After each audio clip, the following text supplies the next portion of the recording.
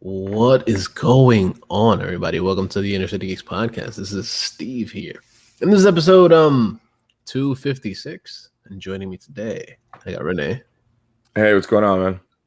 Chilling. And got the great white hype with us today. I'm back. Brian is back. I live after, what's it been, like 2 months? Yeah, give or take. It's been a while. it's been a while. Uh-huh. Life got in the way of everything. Yeah, that's fair. That's kind of why like we've been like on and off every other week or so. Right. Been doing lively stuff. But yeah, we've been here. We've been doing our thing, you know. We've still kept going with the episodes. Like I said, every other week or so we've been doing them. But we still got shit to talk about. So what's going on, Brian? How you been, man? I've been good. I've been not bad. As you guys know, I was in Chicago last week. Nice little vacation. Nice. Beautiful city. I really enjoyed the trip.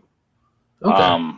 Took in a lot of the sights. Played tourist at times, but kind of went into this. Like walked around. Like I'm from a big city, so I don't care. Nice. Yeah. It's like a typical New Yorker. Like, yeah, it's a big city. Whatever. Chicago's like a cleaner, nicer, friendlier version of New York with more guns and a really bad winter. Yeah. The girls did okay on the flight. Actually, they slept. Going there, they slept the whole trip. Nice. Coming back, they woke up about halfway, but they were fine. They just wanted to interact. They wanted to move around. Like, why are we stuck in a corner? Right.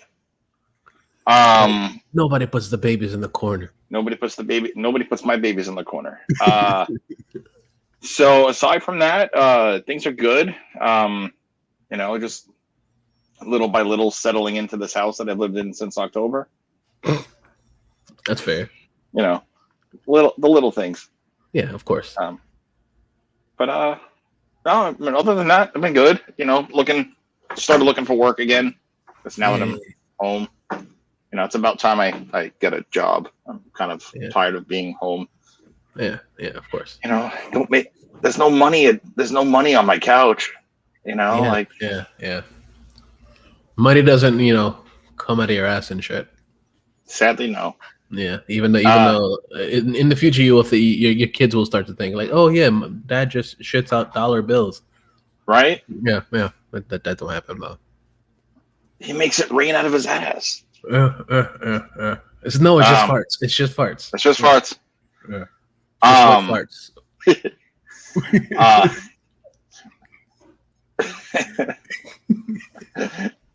Episode title: The Great White Hype and His Wet Dollar Farts. Yeah. I think it's just gonna be wet dollar farts. Wet dollar farts. Yeah. But no, everything else is good. Girls are getting big. Charlotte's starting to walk, which is fun. Oh yeah. Yay. In Chicago, she walked out onto the sky deck, which is just basically glass. And she was like, "Oh, like I'm just here. Look at me. La la la. Okay, let me walk back." And I'm just like, I'm just like petrified. I'm just like, no, don't go there. Like, no, don't do that. Yeah. Which sky deck did you go to? The Wilson Tower one or? Yeah, the Willis Tower one. Yeah. Yo, people fucking. I don't think. Nah, Steve didn't go with me when we were in Chicago, right? Mm-mm. Yo, people fucking jump on that shit. Like, yeah, because it's like a thick fucking plexiglass thing. It's like right. 5 or 6 feet thick, and people will go out there and they'll fucking jump on it. And I was like, "Fuck you!" When I went out there, I had to like, I literally fucking like stopped everybody, and I was like, "Oh yeah, motherfuckers, get out!" Because I was letting them take pictures, and I was like, "Yo, like everybody else, get the fuck out." I gave my phone to somebody. I'm like, "Please, just take a pic really quick," and then I dipped, and I was like, "Yo, thank you," and I left. So that was 1,353 feet in the air. Jesus, as per the person. But then we also did. We went to a restaurant with really bad service. called Cite or Cite. It's like CITE, and there was like expensive meal, and I can't tell you how the food was because we never got a server in the 45 minutes we were there. Whoa. Nice. Yeah. And then like we did we left. That was 75 floors up. Jesus. Is it one of those restaurants that are supposed to give you shitty service? Yeah.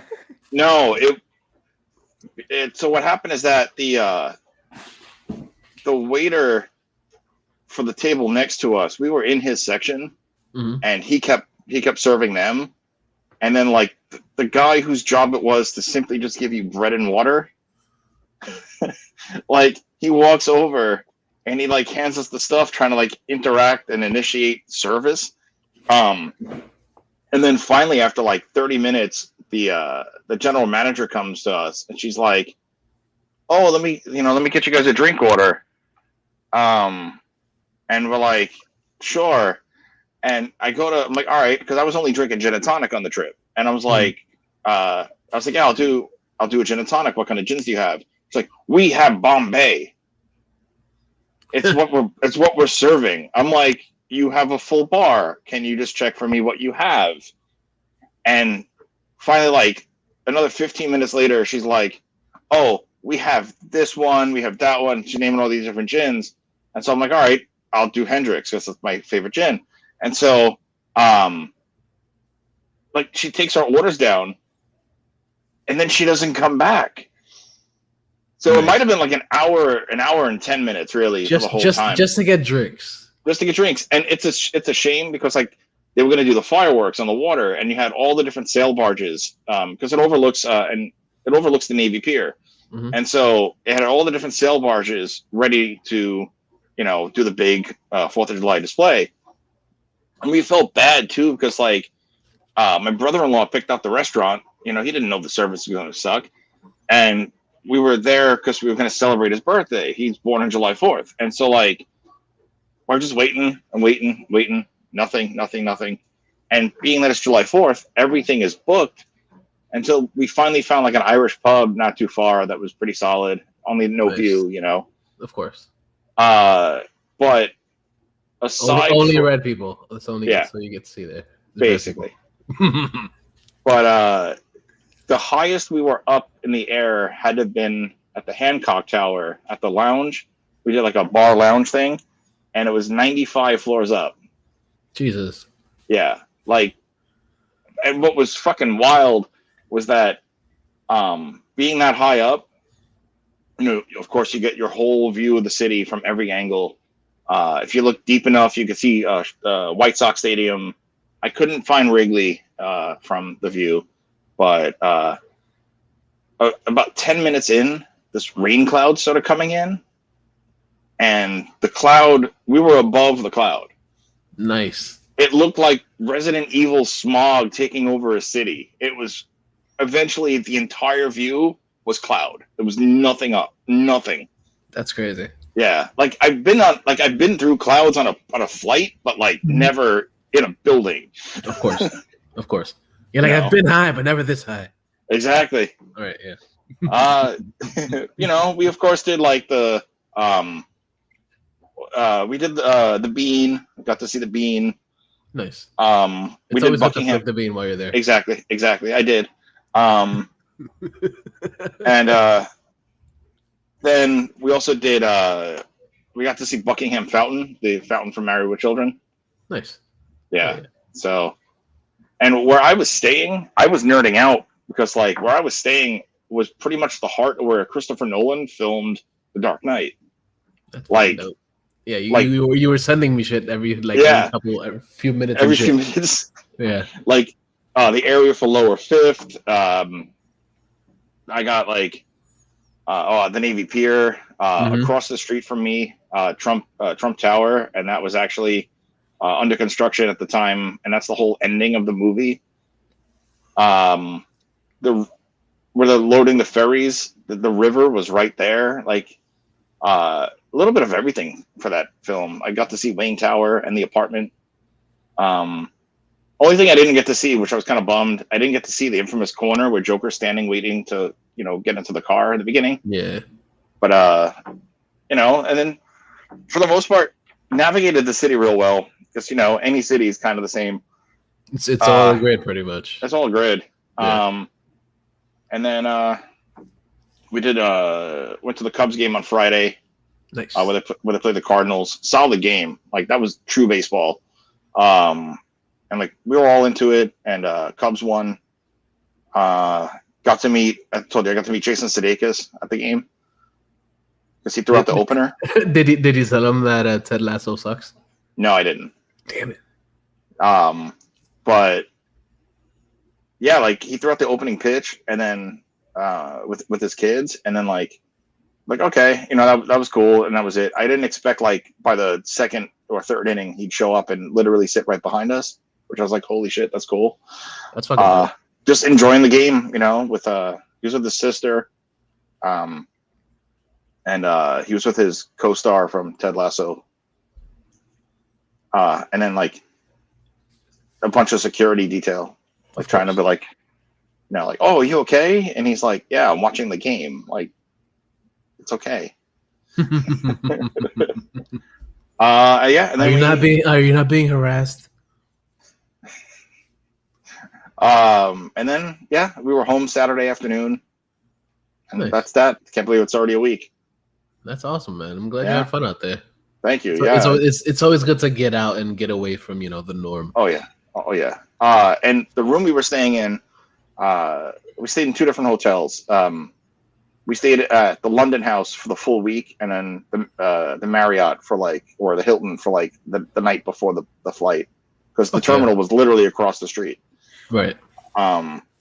But for London House, great hotel, decent lobby bar, nice rooftop, like bar lounge thing. Beautiful view.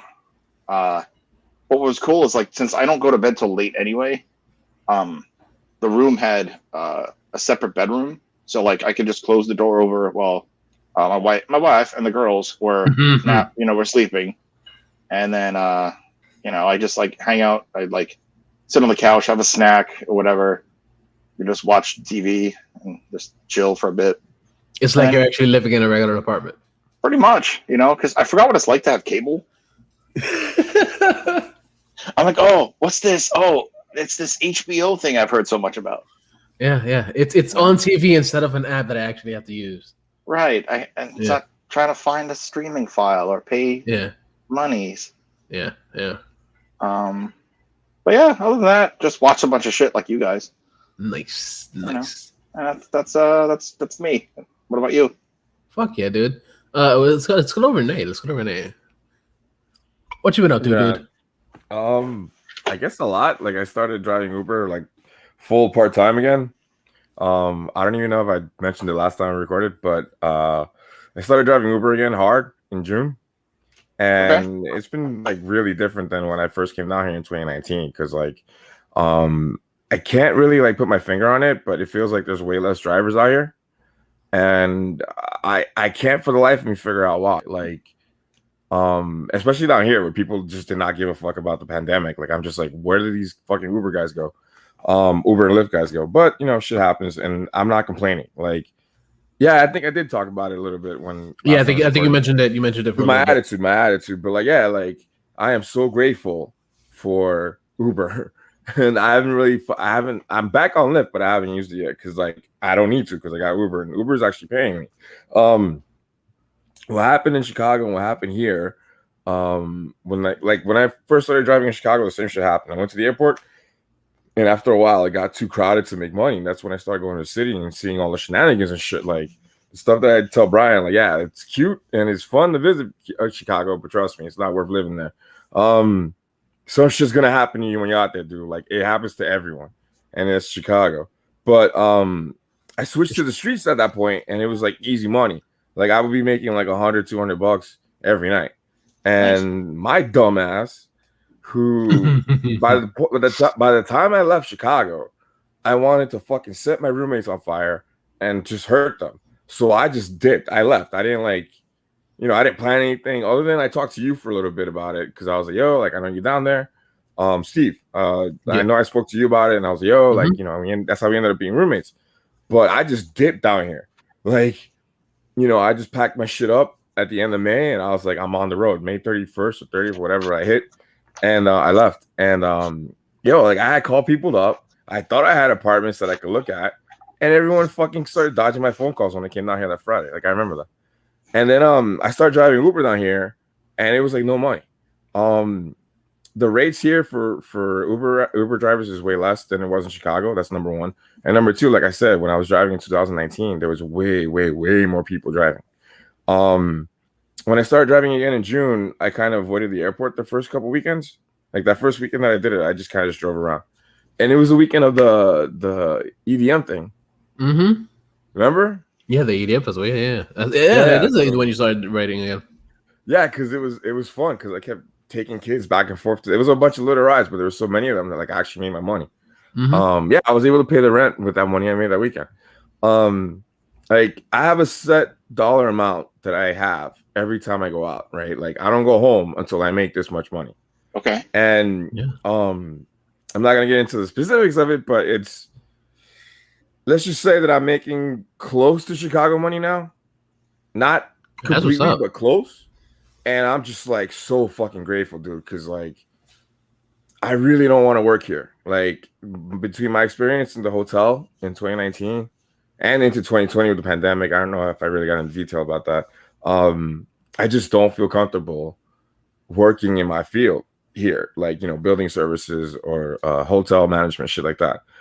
First off, they don't pay you what you're supposed to get paid. And then like people here are nuts, and the hotels don't give a fuck. All they want is, you know, they want the money. They don't care. And it's just like, you know, I saw it because I was working at the hotel. And it's just like a really different atmosphere here. And I remember like thinking about it, and I really had culture shock when I came down here. It's fucking depressing, dude. Like I would be out all night and not make any money. Like I would be sitting there staring at my phone for like a fucking hour for me to get a ride. And it never fucking happened. Yo, dude, it was bad. I was like crying. Like Steve could attest to this. I was fucking dying. Like it was really a low point, man. But now he was very, very depressed for quite a while. I was stressed the fuck out. But now it's completely different, dude. Like, and even like people's attitudes, like people are nicer now than they were before. They're like much, because you know what it is. It's the fact that a lot of people have been like crammed into a space for so long. And there a lot of people are finally actually getting it out and able to do things. So they're happy to be living life. Just give it a couple months and everybody will be back to normal. I mean, I hope not. Like I hope things stay like this. And for as long as possible. Like if I gotta get a day job, I'll suck it up and get it. But like for now, I think I could just keep doing Uber for what I need to do and for the time that I'm gonna be here. I got a couple of Uber stories that are kind of interesting. I don't think I told Steve the cop one, but I didn't tell you the Tom Cruise one, right? No, you didn't tell me the Tom Cruise one. Yo, so picking up that's another fucking rant. I have a mini rant after this, but when you go pick up somebody at the airport, actually, Brian, when you got to Chicago, how did you get to the city? Through a Lyft. Yeah, so you had to go in between the terminals, right? Yes. Yeah. All right. So, how long did it take you for that car to get to you? Somewhere between 10 and 15 minutes. Yeah. Yo, the parking lot for Chicago is literally around the corner from the airport. But because there's so many fucking people up there and none of them can drive, it takes fucking hours to get out of that parking lot to get to the airport. And in Tampa, we had a similar situation. And now that there's like no drivers, it's fucking dope. Like I don't have to wait. Like I said, I don't have to sit there and wait for an hour to get a ride. Like I just get there and I get a ride. Right. And people are tipping and all that shit. I completely lost what I was talking about. Oh, Tom Cruise. Yeah. I'm sober too, which is fucking hilarious. So all right, so I'm going, like, you know, we have to pick people up at the luggage thing, right? And it's just there. Like it tells you which door number and what airline, whatever, and you go there and pick that person up. Okay. So everyone's in there. And it's like, it's controlled chaos because it's like the cops want traffic to keep moving. We're looking for our riders. And sometimes the riders don't find us like fast, you know? And it's such a fucking stressful thing. But anyway, like I said, my attitude is really different now, and I don't like letting that shit get to me. It's just I know what's gonna happen. I just gotta be patient. I'm gonna get paid. Right. So I'm all chilling, all happy, all smiles. And then Tom Cruise lookalike in a BMW, almost hits my car, like as I'm pulling out, right?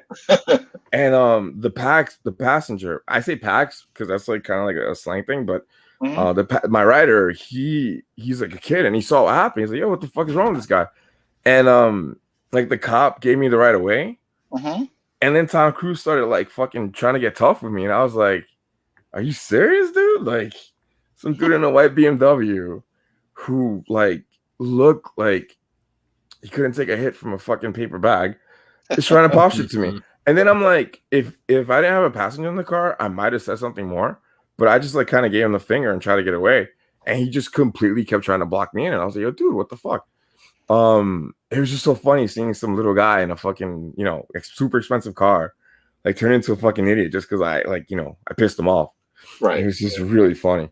But yeah, I couldn't get over the fact he looked like Tom Cruise. It was just the funniest shit. The other story that happened was actually yesterday. It was kind of stupid because I vacuum the car and I Febreze it and wipe it down at the beginning of when I go out and when I come back home. Yeah. And yesterday, for some dumb reason, I forgot the vacuum in the back seat, and I picked up my first ride and like I dropped her off at the airport. She was really sweet, really nice lady. She was just here for a couple nights, and she didn't say anything. So I was like, "Is that your vacuum?" And I'm like, "Duh." Wait a second, no, it's ours. Like I was like, "Duh." And what was the other one? Oh, the cop one. All right, so. This was like probably last Sunday. I pick up some dude. He's from Boston with the accent and everything. And we're just like talking shit. And maybe like it was a long ride because he was going to St. Pete. St. Pete is like 45 minutes. St. Pete is really big. Like the quickest part of St. Pete is 45 minutes away from us. The rest of it is like up to an hour away. Right. So I think I took him to like a 45-minute ride or 40-minute ride. And we just started talking and he just keeps talking. And I just started asking him, like, yo, like, I got this vibe from him. And I'm like, yo, like, are you a cop? And in Boston? And he was like, nah. And he just kept talking. And I'm like, are you sure? Like, I just like joking around with him. I was like, are you sure? And he's like, no, I'm a carpenter. I build buildings. I do construction, blah, blah, blah. I do this. And, I work on boats now. That's why I'm here and blah, blah, blah. And I'm like, all right. And then like, fuck it. We keep talking, like, all this stuff. Cool, little chatting. Nice conversation. He's a cool dude. And then like we get to almost to the end of the thing, and he starts laughing. And I was like, what? And he's like, how'd you know I was a cop? And I was like, because he's like, he doesn't like telling people. And I'm like, why? Like, it's just you're a cop. Like, there's nothing. Yeah, I got nothing to fear from you. Yeah, like there's nothing you can do out here. Like, I'm not scared of you. Like, I'm not scared of anyone. So I'm like, I don't care. I was just curious because I was like, I could tell from his vibe, like growing up the way me and Steve grew up, like we can tell who's a cop and who's not. Like it's really funny. Like every time I rode the subway, you could pick out the DTs. Every time you fucking walked down the street, I could tell who was a fucking DT. And it was fucking hilarious because I was like, because he was like, yo, how'd you know? And I didn't want to be a dick and like do the Leonardo DiCaprio line from The Departed.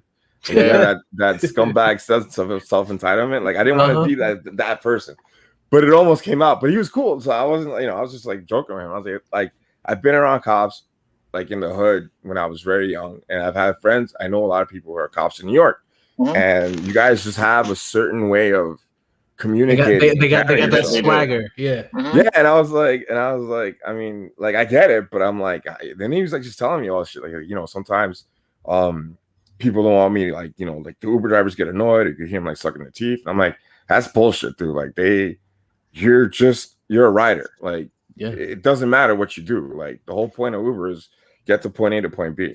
And I was just like, yo, dude, like, it's all good. Like, I don't care. He even tipped me too. He was a really nice guy.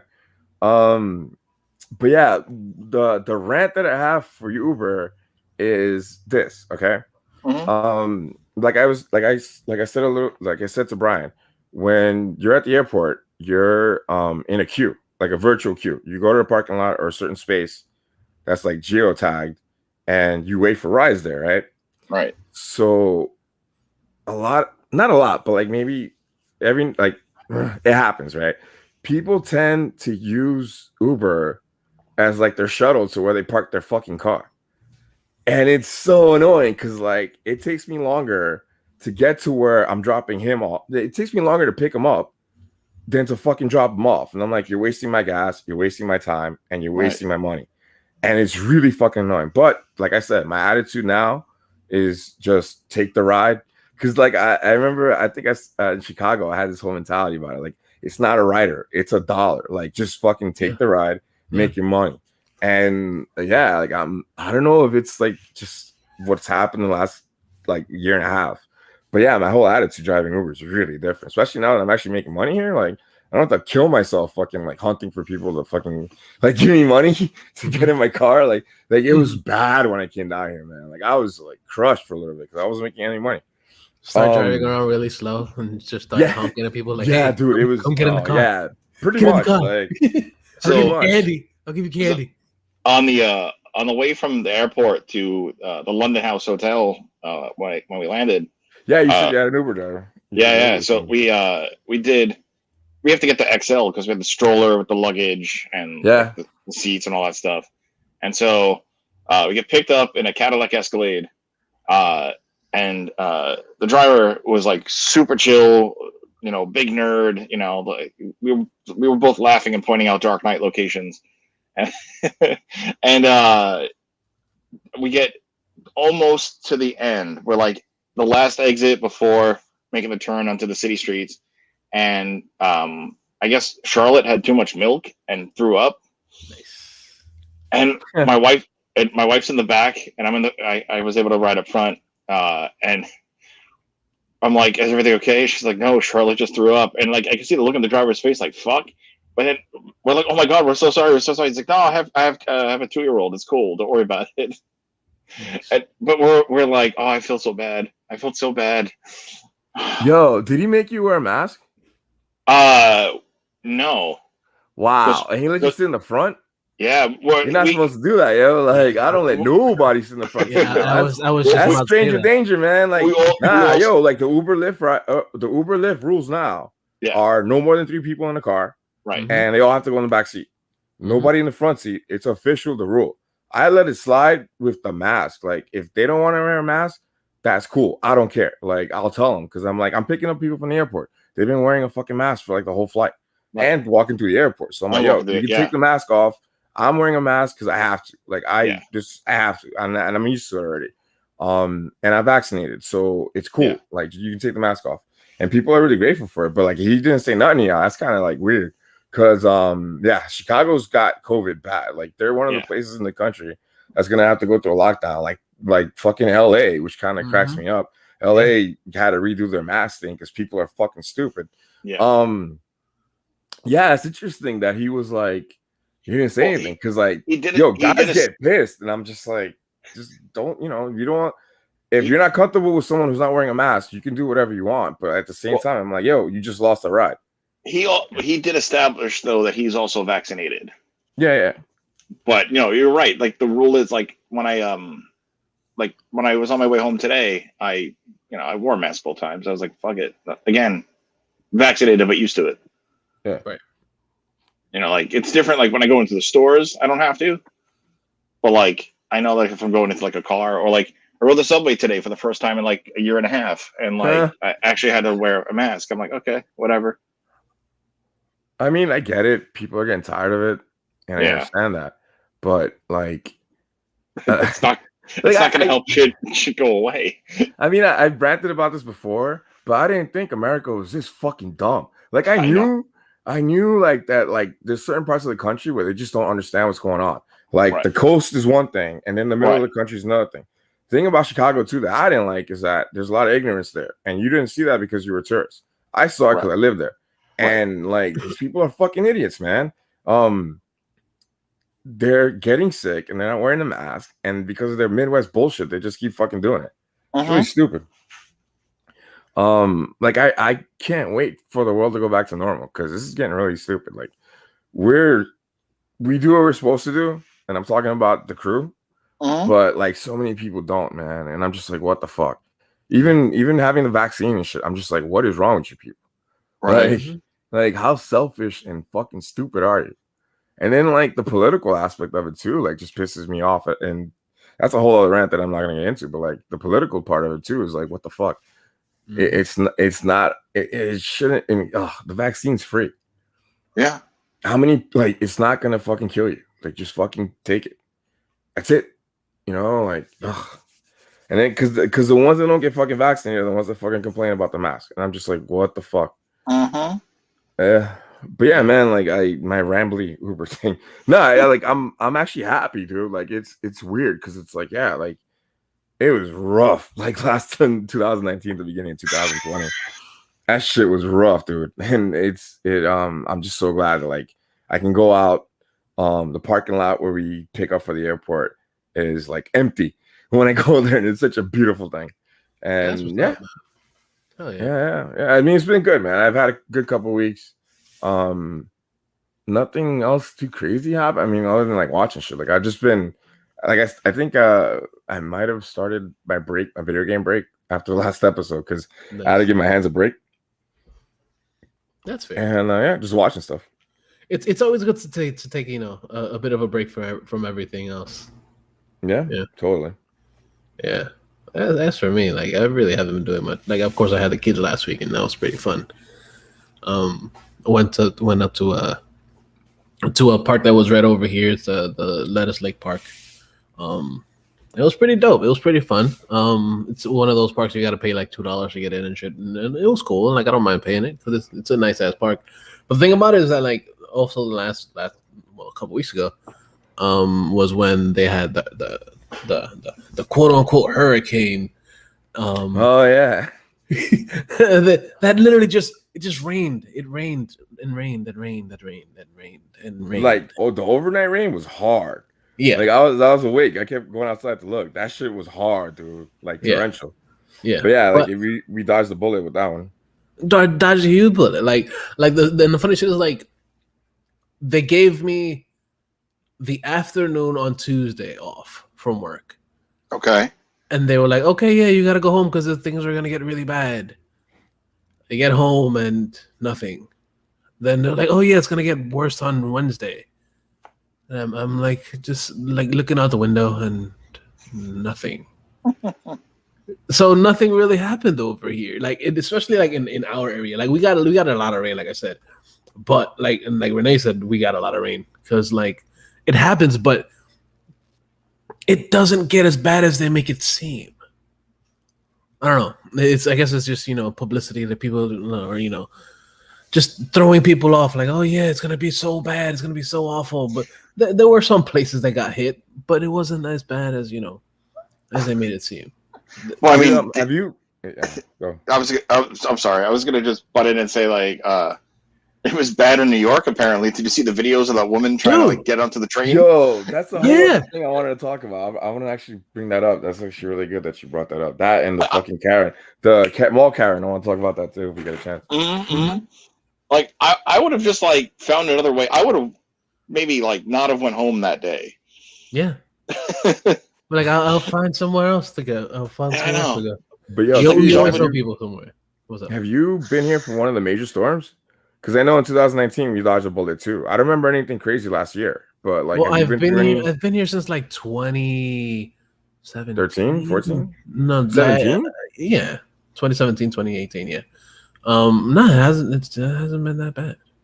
It's been the only thing that really happened was that one of the storms that came through, we lost electricity for probably like 2 days. Okay. That's about it. Nothing like crazy because I still had to go to work and shit because work was still going on. Okay. And there was still like ways to get to work and shit. So it's not like if the roads were closed off or anything was like, oh, it's the worst thing ever. It's no, nothing crazy over here for me at least. Like I know in the outskirts where it's harder to get around, shit gets worse, but we're in like a major city, so it kind of detracts the craziness from happening. Yeah, I don't know. I think Tampa's such a shithole that even storms are avoiding it now. Yeah. But I'm kidding. I've actually grown to love Tampa. I can't believe I'm saying that, but I'm saying it. Dude, it gets better with time. It like grows with you. It grows onto you. It's like at first you're just like, what the fuck is this city? Like, and then you slowly start to see like, oh yeah, there's this here that's actually enjoyable, and then there's this over here that's actually kind of enjoyable, and then it gets to the point that you're just like, oh yeah, I like it. It's cool. Yeah, that's kind of where I am now. But like the thing for me is that I had culture shock that lasted like a year because I was thinking Florida. I was thinking Florida was Florida, and I thought Tampa would be like Miami. It's really not. It's like super slow compared to Miami. Yeah, even compared to Orlando too. Like Orlando is actually popping. Yeah. And then Tampa's just like popping on the weekends. Yeah.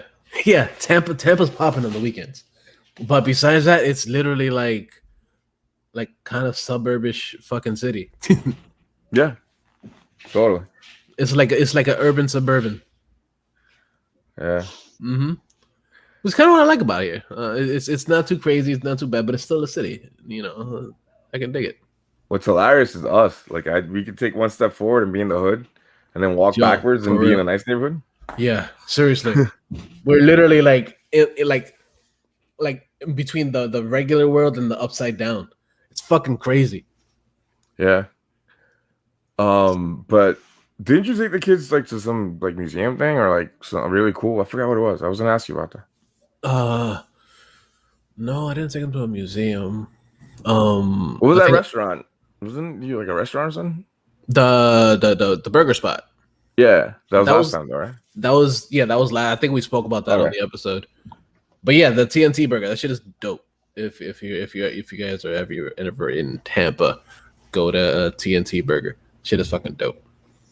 It's like a food truck that all they do is pretty much sell burgers and shit, and like they make some like amazing fucking burgers. I fucking love it. Like I've posted pictures on my Instagrams and shit, and I follow them on Instagram. They have like a bazillion things on there, and it's like big ass burgers, like bigger than my fucking face, and my face is pretty big, but like it's fucking huge and it's so fucking tasty, so good. They only open like Thursdays through Sundays from like for dinner time pretty much until like 1 o'clock in the morning. So like it's very, very, very select hours for them, and it's fucking good and it's worth it. It's worth the price because it's not even that fucking pricey either. Like it's fucking good. I fucking love it. Yeah, that's another thing about Tampa that I really appreciate, especially now. Cost of living here is really low compared to other places, and like the more south you go here, the more expensive it gets. And since we're like in the middle, like it's actually still kind of affordable. So yeah, cost of living here is really low, and you can make $1 stretch really long. Yeah, if you're smart about it. Oh yeah. You got to know how to spend things and where to go to make things actually work out for you. Like you can go to Walmart, you can buy shit, or you can go to Aldi's and buy shit for even cheaper. Which is fucking good because all this stuff is actually pretty decent. Like there's not like anything really bad that I can say that I didn't know. Actually, one thing, I bought popcorn from there for Harley. Oh yeah, that's just so. Oh, dude, it smelled like feet. I was like, what? Yeah. I thought this kid didn't like shower and like his feet stunk because I was like, yo, like what the fuck is that? Yeah, because he Ashley has a problem with sometimes he's at that age. He's like at that teenage. He's like, oh yeah, I don't stink. But yeah, dude, like you need to put on fucking deodorant. I tell him so all the fucking time. Plus, you get used to your own BO. Like you can't. Right. Yeah, and I'll walk by him a couple times like, what the fuck? And I'll say that to his face. I'm like, what the fuck, dude? Put some shit on. And he'll be like, I don't stink. I'm like, yes, you do. You've been wearing that same shirt for fucking 2 days. Change your fucking shirt. Put on fucking deodorant. Yeah. This like shit. Like I was never like that when I was younger. But then again, like my parents would always be on my ass about it because I was always a fat kid too. Like so they would always be like, no, you fatty, you need to put on some shit. I was always wearing fucking deodorant when I was young. So like I could never get to that point of like, oh yeah, I was the stinky kid. I never wanted to be the fucking stinky kid. And that's one of the things that I always told Ash. I'm like, listen, like you don't want to be the stinky kid when you get older, because that's the fucking worst. They will know you as stinky kids for the rest of your fucking life, even if you don't become the stinky kid. Even if you get away from it, they're always gonna call you the fucking stinky kid.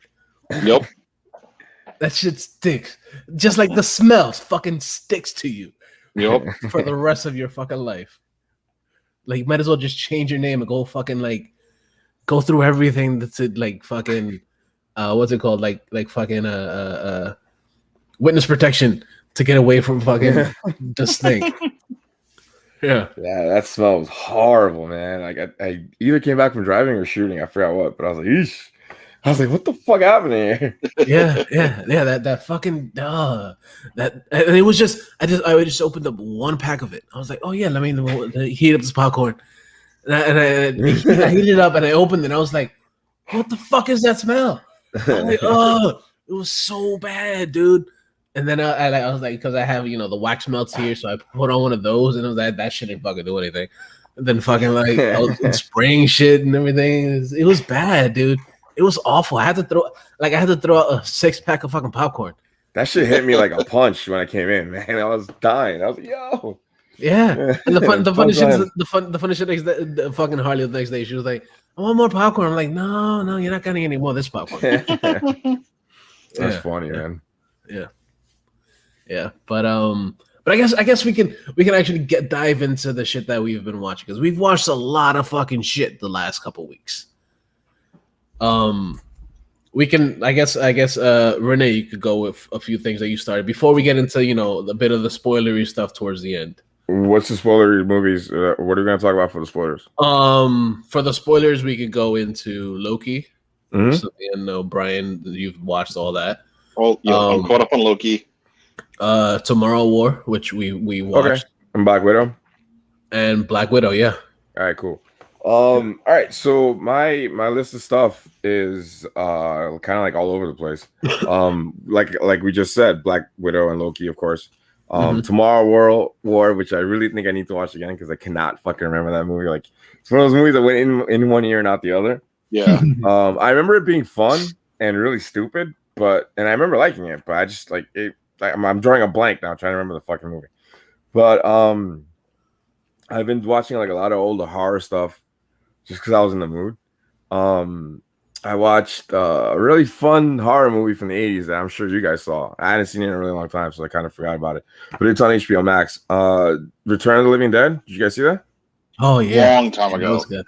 Yeah. So it's on HBO Max, and I forgot how funny and how fun that movie is. Like, it's supposed to be taking place in the guys who worked on Night of the Living Dead and Dawn of the Dead, they got into a fight with Romero over money. So one of them went and made his own kind of horror stuff, and Romero kept doing his thing. But the guy who did Return of the Living Dead was one of those guys. So like, technically these are all kind of Romero zombies, and I totally forgot about all that shit. And it was really good watching that movie again. It was one of those movies that like terrified me when I was a kid, but like watching it now, I was cracking the fuck up. The naked chick that dances all over the thing, who's wearing a fucking plastic thing over her vag, which I didn't notice until now with the fucking TV. The Tarman zombie, the two idiots who fucking suck up the gas in the beginning. Oh, it was so much fun, man. It's a really good movie. Really good soundtrack of like punk music from the 80s. And it was just so good. Like I said, it's not if you're into horror like we are and you've never seen it, definitely check it out. It's a classic for a reason. Actually, the first two are really good. Like, I'm actually gonna try to see if I can find part 2 either on HBO Go or somewhere. Because it was a lot of fun, dude. And the gore too, like the effects and the gore. I know a lot of that shit from the 80s like sometimes doesn't work. There's actually scenes in the movie that like the effects look really bad. But then the gore stuff is really, really good. So it's I recommend it a lot. Like, it's really good, really funny. Nice. I was on HBO Go. Shudder, I was watching Near Dark. That's a really good, another really good 80s movie, Near Dark. Catherine Bigelow, I think she's the one that directed Strange Days and what was it?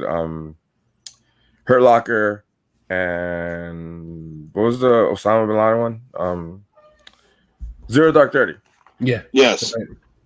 So Near Dark is one of her first movies, and it's really fucking good. It's about have you guys seen it? No, I don't think I have. All right, so it's about a bunch of vampires that are just kind of roaming the country, doing what vampires do.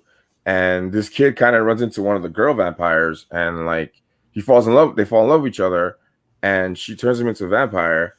And it's just this crazy fucking story about like hunting down, like it's a really crazy vampire story. Like I don't want to like spoil it because it's actually really fucking good, and I hope more people get to see it. The cast is great. It's got Lance Henriksen, who's Bishop. Yeah. I forgot the name of the woman, the actress who played Vasquez in Aliens, and I think she was John Connor's like stepmom in Terminator 2. Okay. She's in it. And Hudson, Bill Paxton, he's in it too. Actually, he's like my favorite vampire character in that. Like he's really good in it. I miss him. Awesome. He was such a great fucking actor, man. Like he really was. And what else did I watch on there? I watched another like really stupid horror movie called UNF Halloween Special, and it's on Shudder, and it was like a mockumentary movie of like an late 80s, early 90s TV channel doing a Halloween special where they go into a haunted house. And that sounds so fun. That sounds so fun already. Mm-hmm. But like what they do is like they had like fake commercials, fake movies, fake trailers, a bunch of fake shit, right? It's like the horror movie stuff doesn't happen until the end of the fucking movie. But it's like 90 minutes of like cheesy 80s fun, especially if you're like us, like around our age, from like 35 and up, who grew up with this stuff. It is really like nostalgic fun. It's not a great movie, but like I said, if you're older and you grew up in the 80s and the 90s, you'll definitely appreciate the movie. It's UNF Halloween Special, I think. I hope I got it right because it's like such a weird name, but it's actually really good. Like I kind of put it on randomly the other night, and it was really fucking good. But again, like it was really good for me. I can see where people wouldn't like it and they don't understand it, but it's definitely worth checking out because some of the commercials and the stuff that they post is actually really funny. Me and Steve saw Fear 1974 and Fear Street 1974 and Fear Street 1666. Again from the horror movie chicks. I got the screeners, so I actually started watching 1666 yesterday before I went out driving. They're both really good movies. They really are. The Fear Street trilogy, the Fear Street trilogy to me is like great on so many levels. Yeah, it's fantastic, dude. Because it's a really good horror movie, and it's not like stupid horror like it's just Hereditary. Well written. Yeah. Like there's no bullshit. I don't have to fucking go on Wikipedia to see what happened. Like just it's just people getting killed, and it's really good. I was like really, really surprised at how good this was because at first I thought this was just gonna be some teeny shit because I never read R.L. Stine. Like I went straight to fucking Stephen King and Clive Barker. Like I just didn't read those books, but like that shit is hardcore. Like totally fucking like hard R. It's fucking crazy. Like, I mean, they put a chick through a fucking bread slicer, which I don't think I've ever seen in my life. There's more gory shit in each one. I mean, the second one was fucking crazy because like the second one is in a kind of like a Camp Crystal Lake kind of situation. Yeah. And the kills that this dude does in the campers is fucked up. He just decapitates that one dude out of nowhere. I was like, yo. And I'm like, even like the fat kid who was in the color war. Like you don't see the death, but you're like, oh fuck. Yeah. Poor guy, poor kid. I was like, poor kid. But yeah, I was impressed, man. Like I really like these movies. 1666 is actually really good. I don't want to get too spoilery into it because Brian didn't see it, didn't finish watching it. I got like 45 to less than an hour left in that movie. Yeah, but like Steve said, like they're really well done and they're really well written. Yeah. And the cast is great. Like I don't know who any of these fucking people are, but they're really good actors. Like I hope they have a long career because they're really good. Well, the only people that I recognize in the film in '94, the girl from the girl in '77 is Maya Hawke, Ethan Hawke, and Uma Thurman's daughter. Oh shit! Duh. Yeah. So she's the one. She's the one in the bookstore where they did product placement of R.L. Stein novels. Yeah. The first kill. Yeah. Yeah, and then in the second one, Gillian Jacobs from Community is the one with all the locks on the door. And and her younger self is young actress Sadie Sink, who is also Stranger Things. Okay. She's the redheaded sister of that kid Billy, like the 80s metalhead kid. Yeah. And the dude that plays her dad was like the science teacher in 66, the when they go back in time or whatever. Yeah. I the one that I'm so sorry I don't have his name or the casting, but the little brother kid, I really love him. I thought he was great. They're all great, dude. Like everybody from the entire thing, from the beginning to the end, is all fucking good. Right? Like I was pleasantly surprised. It's good slasher horror, like it just took the best of the genre, and they made 3 really good and 3 really different movies, and it takes a lot of work to do that, man. So I'm really like happy with how it turned out. We need more stuff like this. We need more horror like this. At least I think so. I don't like. Let me finish my thought, man. I don't like. I have a huge problem with movies, and I've said it a few times on the show. I have a huge problem with movies and TV shows where it's like I got to do the work that you guys didn't do and figuring out what the fuck I just watched. That happened with Hereditary. It happened with another fucking horror movie that was big, I think last year, and some other stuff. And I'm just like, yo, like, just go back to your roots and just make good horror stuff. Like, it doesn't have to be a fucking exercise and fucking like just don't make me think too much. Right? Yeah, I'm like, that's the whole point too of like good horror and like good stuff like in genre movies. Like, you're supposed to be able to switch your brain off and just enjoy it. And it's like, I really hate horror movie that makes me have to fucking think too hard about it. I was like, yo, like, I want to be entertained. I don't have to fucking do the work that you as a writer or director didn't do. That's not my job. That's your job, idiot. Right. Yeah, Brian, what were you gonna say? I was just gonna simply say the way this movie's done, the properly done jump scare. Yeah, there's a few. Like it's just it's not forced. It's just the way it should be. Yeah. You know?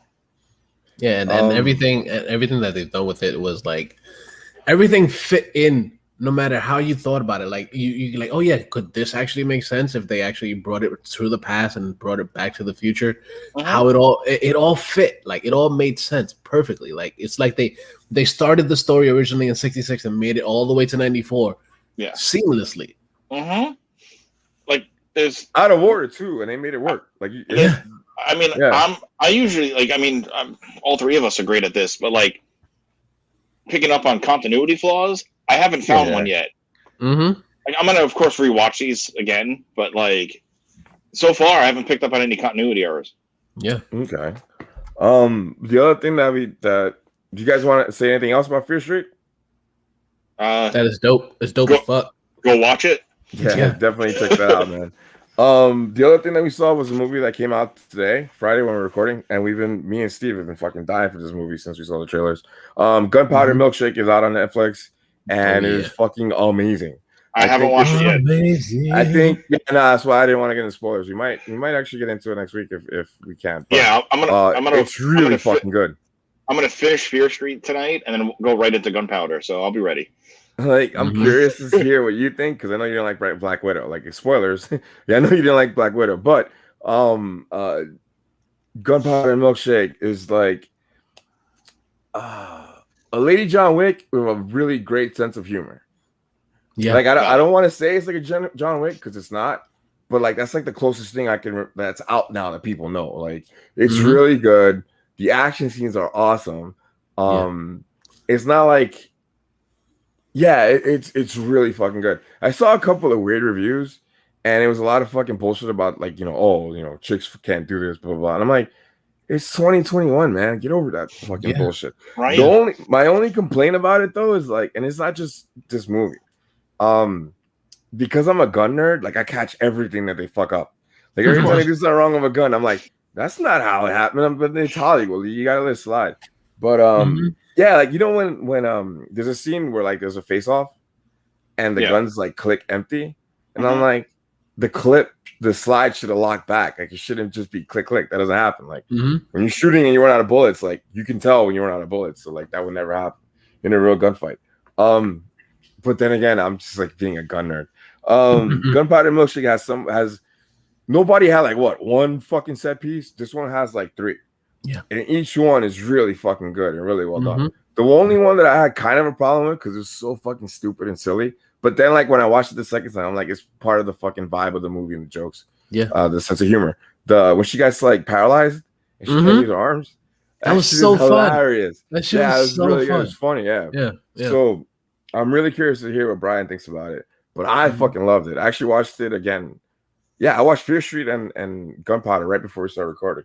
Nice. Like I said, I'm gonna finish Fear Street and then go right into Gunpowder after we're done. Yeah, like, and you saw Nobody. Like, let me know which one you think was better because like I'm not I really didn't like Nobody. Like I thought Diet John blown. Yeah, I was like, it's Diet John Wick had me laughing. Like, yeah. Because everyone's saying it's one of the best movies of the year, and I'm like, what year? Like, what the fuck are you talking about? Like, the thing about Nobody is that it's a lot of wasted potential because they could have done stuff where only one big fight and then the ending. That's it. It was just like not worth it. It was really fucked. It could have been a fucking TV thing.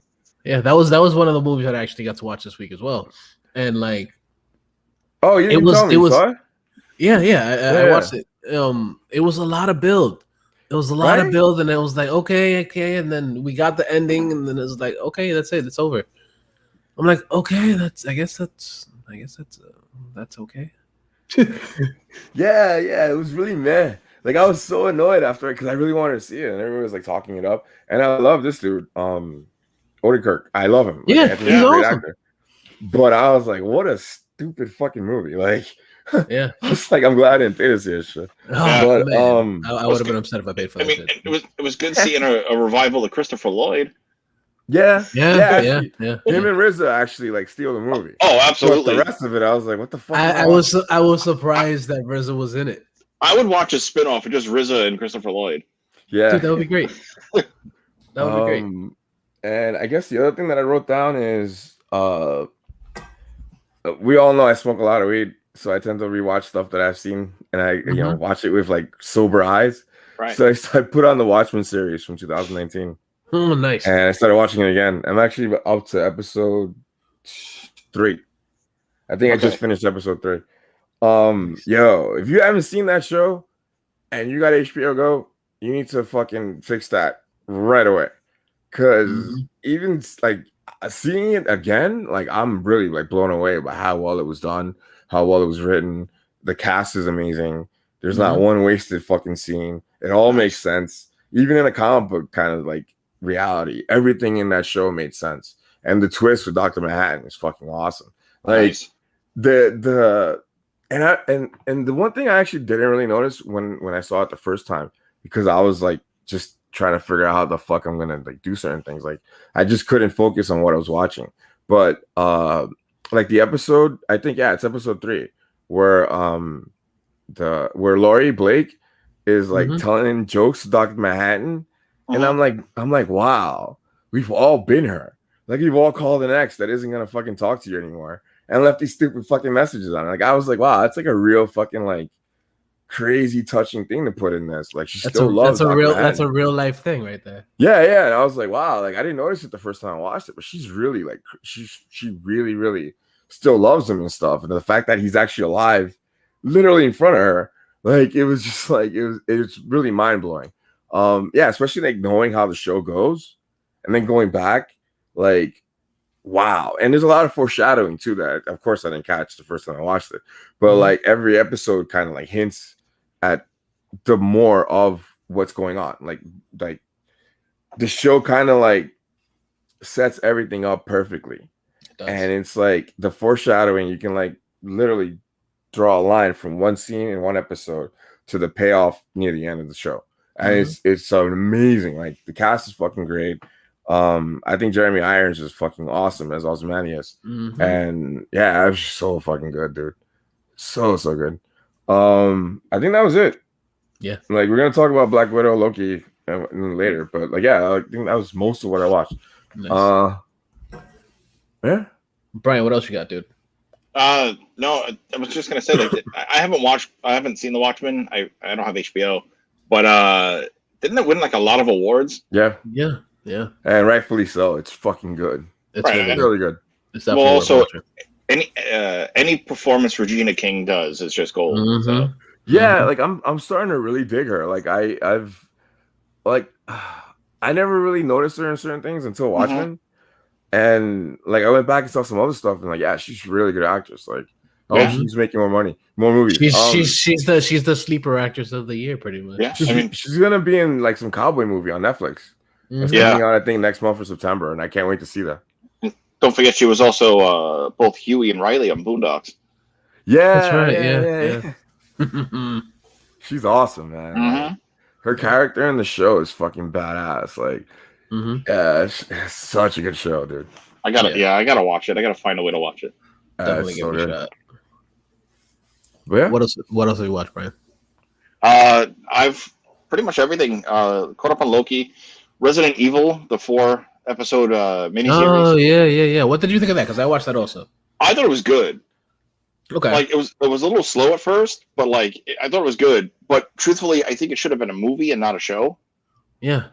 Essentially, if you really think about it, it is a movie because they just broke it up into 4 pieces. Because each episode is a half an hour long. Right, and it ends and picks up exactly from where. Right. Yeah. So it was just them being lazy because they're like, okay, we can't really do that much animation at one time, so we're just like, fuck it, just gonna put it out little by little. And like the ending of the last episode, it felt like I was about to like pick up my controller and like run out of ammo in a boss fight. Right. Yeah. But like for the creature, for the creature in that, I'm like, okay, I know where his weak spots are. I played a lot of Resident Evil. You know, I played all of them except for 7 and 8. It's like I know where to aim the gun. Yeah. But I thought it was good. I do hope they continue with it. Maybe technically, the next thing that they're doing is going to be, I guess, a bit of a continuation of this because it's supposed to be the next Resident Evil series. Okay. Yeah, so, I think I saw the first episode after I started watching it, and I just kind of like nodded off. But I'll check it out if you guys say it's good. It's good. It's fun. It's okay. I don't give it as much high praise as Brian does, but it's okay. It picks up midway through episode 2. Yeah. Okay. Like episode 1 is a bit slow, and then there's a little bit of something, and then you're like, okay. Like especially like midway through episode 2, you're like, okay, let me continue this. Like I binged it like in I think I watched it like Monday, like straight through. Okay. Yeah. It was like for me, like it was good, but it was like, do I really need to watch anything else of Resident Evil anymore? Like, like it wasn't a bad watch, but like honestly, I was like, okay, like, it's like I've seen all the Resident Evil shits. Like, doesn't really faze me as much as it used to. Like, I guess I'm kind of like over the zombie shit. Well, I liked it more because of, well, one, the animation style was done really, really nice. Nice right? Yeah, no, that's fair. The animation style was good. Like it was good to look at. It was good to watch. But as far as like, I also like that it was the voice actors from Resident Evil 2.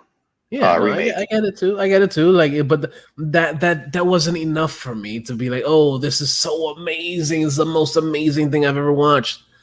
It's to me, it's like, okay, it's another video game thing. It's another thing based on a video game that was okay. This could have technically fit as just a video game. Like, here, just have this as like DLC for a video game. I can see that, especially because the first episode kind of felt like the Leon section to Resident Evil 6. Yeah. Yeah, because this is essentially like between 4 and 5 or some shit like that. Something like that. Well, it's after 4. Right. Because he rescued, they mentioned the rescuing of the president's daughter. Right. So that, like I said, it's between 4 and 5.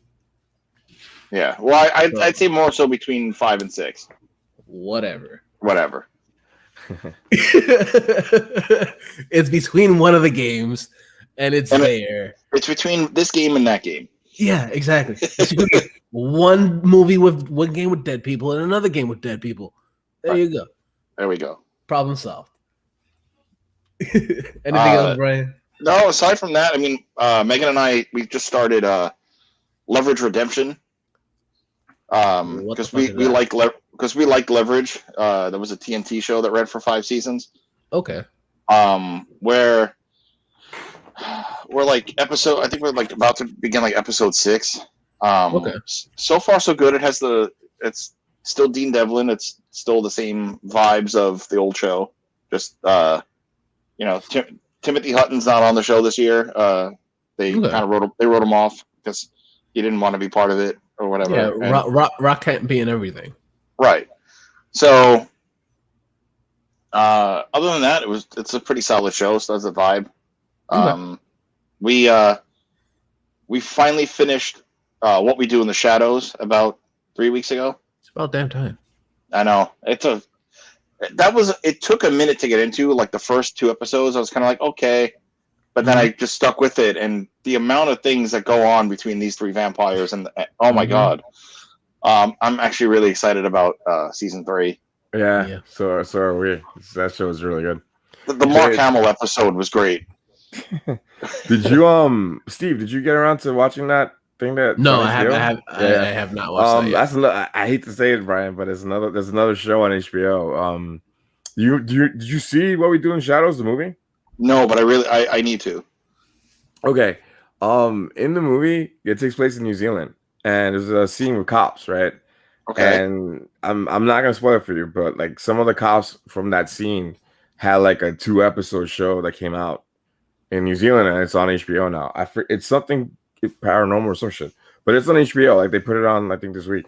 Okay. It's supposed to be really good, really funny. Like I'm probably gonna watch it tonight or tomorrow. Yeah, it's like Paranormal Detectives or some shit like that. Okay. Yeah. Aside from Shadows, I finally did Titans. Nice. Oh yeah, that's right. Yeah, you were telling us. Yeah. That was like one of the best shows. I don't know why it took me forever to watch it, but I flew through both seasons. Just like every time the show ended, I'm like, fuck, I gotta go to bed, but no, I want to watch Titans. Yeah, that show's really good. It was great casting because they're like a bunch of unknowns, really. Mm-hmm. I mean, the only one I really know of anything is Dove is Minka Kelly, but oh yeah, but everybody else is sort of an unknown. And it's just the casting choice is great. I think this guy's Batman is good. Yeah, I think he really plays that older Bruce Wayne nicely. Yep. And what I was telling Brian, what I loved about this series is that they don't really do too much with Batman in it. Right, because it's not about him. Yeah, and that's what I love about it. Like I love Batman, but the fact that this is a story about everybody else, right, that kind of ties Batman in a way, but it's nothing to do with Batman. Right. There was that one episode where he's Batman, on a killing spree. Right. But then that's really it. Which was technically in a dream. Right. But then like I think they kind of went the way of Grayson for a bit too, because he was wearing like the vest, and he kind of like went off grid. So they kind of threw a little bit of everything in this. I'm really excited about season 3. That trailer you showed me was dope as fuck. Season 3 looks dope so far. I can't wait to see the appearance of Red Hood, because that kid is a perfect Jason Todd. Yeah, the Red Hood costume is in the trailer. It looks really good. It really does. Oh, it looks amazing. Yeah. Very, very exciting. I still want to. I need to start Doom Patrol, because that's awesome too. That's actually that's what you guys are saying. It's like that one appearance of Brendan Fraser on the Doom Patrol style episode. I'm like, okay. I'm like, he's just fantastic. Oh yeah, that's right. He's in Titans. Yeah. It's a really different show though. Yeah, like, a really different show. Yeah, that's what I heard. It's like if you kind of compare it as like if you want to go by the CW series, it's kind of like if you compare most of the Arrowverse with Legends of Tomorrow. How Legends of Tomorrow is a totally different show than Arrow. And shit like that. Yeah. That's kind of the same type of feeling you go into it. Go into it expecting something totally different than what you've seen before. Gotcha. Yeah. I'll give it a shot. I'll start watching it soon. I'll let you guys know what I think. Hell yeah. Stick with it, because the first couple episodes are so fucking weird and out there. But you gotta stick with it, man. That show's really good. Mm-hmm. Once I start something, I tend to usually complete, so I will. Okay. Good. No matter how shitty it got, like the last 4 seasons of Arrow. Yeah, I don't understand. Again, that's like I don't understand that shit. Like Supernatural and Arrow. I'm like, how the fuck did you guys keep watching the same shit for 8 years? I was like, but that's me. Same thing with Agents of S.H.I.E.L.D., which, you know what? Like they officially said that Agents of S.H.I.E.L.D. is not canon. Like it has nothing to do with the MCU. Which is such bullshit. Yeah, and I'm like, yo, like I remember people trying to convince me, like they're trying to fucking gaslight me into believing that the fucking show is good. It's not, all right? Like it's so bad. It went so off. stupid. I finished it. It did go off the rails by a lot. Gotham too. I was like, I don't get that shit. And God, it was one other thing too that like was kind of stupid that I stuck with. Fuck, I can't remember. I'll probably just have to text you guys later. Okay. Yeah. Okay. That's fair. Okay. Something that I felt that was stupid and I stuck with was something that you loved, Brian. This past week that I watched was Bo Burnham's new special. Oh, Inside. Yeah. This is hilarious. I think your reaction to it is better than him. I was just like, all right. Brian, from what Brian tells me, he's loved it. He watched it twice. I watched it twice. I watched it and I was like, I wasted my time watching this. It was complete. It was like I could see where people enjoyed it, but I only laughed twice throughout the entire thing. And it was like not even like a laugh out loud. Like, it was kind of like a chuckle laugh. Like I love comedy, and like watching this, I was like, is this really a comedy special? Like, well, I could see it if it wasn't broadcast as a comedy special. What exactly is it? Tell me what it is. I don't like people who wait, hold on. Like, I don't like guitar playing comedians. Like, I hate that shit. So that's his main thing. He is a musician. He's a musical comedian. But like what he did, he's done comedy specials before, and when I watched him, I was like, okay, this is okay. Like I can see why people, because I've heard his name. Like I've heard the name before, just never watched his shit. Right, like, and I watched this one. I was like, okay, so the main story behind this whole thing is like, oh, he basically secludes himself for the entire pretty much quarantine or whatever, and he just starts trying to work on a special in one room by himself, and that's all he does throughout the entire thing. He's there by himself. I get it. It's his one solo thing. It's a stand-up special. Okay, cool. You're doing your own thing. But it's like, he's like, oh yeah, I'm struggling with depression. I'm doing this to not kill myself. Okay. Oh my God. Are you fucking serious? This fucking celebrity fuck talking about suicide? This guy's richer than all of us? Are you fucking serious? But then he starts... But then he just starts with other shit that is kind of like, well, one thing that I thought was really fucking funny is this whole little segment of like, sexting or whatever. It was funny. Okay. That was funny. Like I was like, okay, that was really funny. Okay, I get it. Whatever.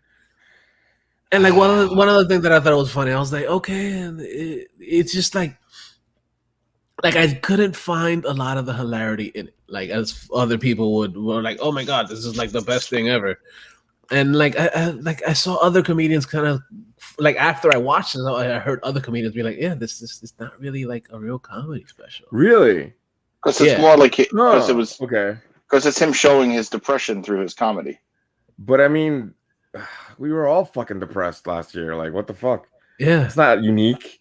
Like, me and you could have done that fucking special. Like granted, it shows his creativity, and he was very creative in the things that he did. Okay. But like, does it need to be on Netflix? Not really. Okay. Is it something that like you have to watch? No. It's like, okay, if you want to watch it, go for it. Don't expect to like die laughing with it.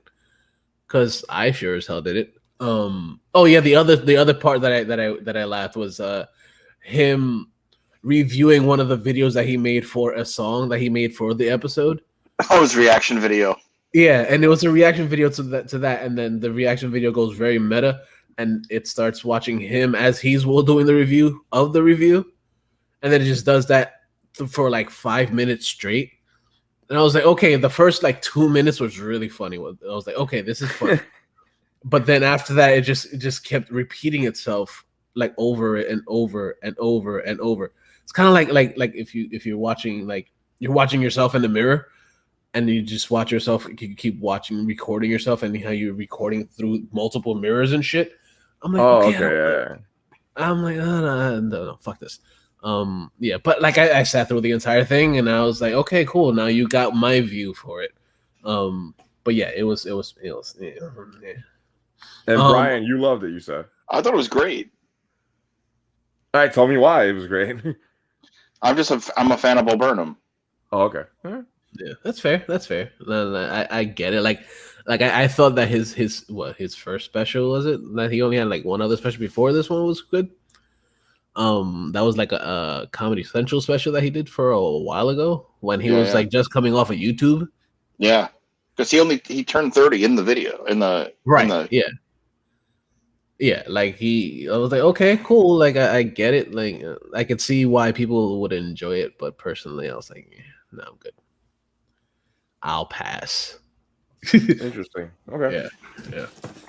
Another thing that I watched that I thought was fucking dope. I don't think I mentioned it last time, but I watched it multiple times since then because, of course, the kids enjoy it as well. Is Luca on HBO Max? Okay. That shit is fucking fun. It's about. Is it Disney? Isn't it Disney? Yeah, it's Disney. You said HBO. Yeah, Disney Plus. My bad. Disney. Excuse me. Sorry. It's streamings. All the streamings are trying to starting to blend in and shit. Yeah. But yeah, Lucas, it basically follows this kid or whatever, and it's like a coming of age story and how he's part of. It's kind of like Little Mermaid meets Pinocchio in a way. So he's like, I want to be a real boy. I want to actually, what's the outside world like? And he basically finds out that like these sea people turn into regular people when they step out of the water. Okay. And you see him actually, interact with this one kid that he's been going around finding shit everywhere. And they become friends, they become best friends and everything, and they're like, oh yeah, let's try to live our lives out here instead of going back into the water, and we leave our family behind and we just start doing our own thing, kind of like in a way a little bit like the Little Mermaid in a way. And then hijinks ensue, and then he's like, oh yeah, I want to learn how to ride a bike, or I want to learn how to I want to do this little mini marathon to win a Vespa, so that way I could ride this Vespa all over the fucking world. Because all they know is Italy. It takes place in Italy. Cinematically, it's fucking beautiful. The special effects are fucking insane. Story's really good. Acting's really good. It's definitely worth a watch. Like I said, I've watched it a couple times and I've enjoyed the shit out of it every single time. It's really good. It's like watching Moana, for those that have watched Moana and enjoyed Moana. It's pretty fun. It's a fun watch. And it's Disney shit. So Disney shit, it hasn't really been that bad for a while. Another thing that I watched that I actually enjoyed was Monsters at Work. Monsters, that was on Disney, on Disney Plus as well. Basically, it follows what happened after Monsters Inc. Not Monsters University or whatever, but Monsters Inc.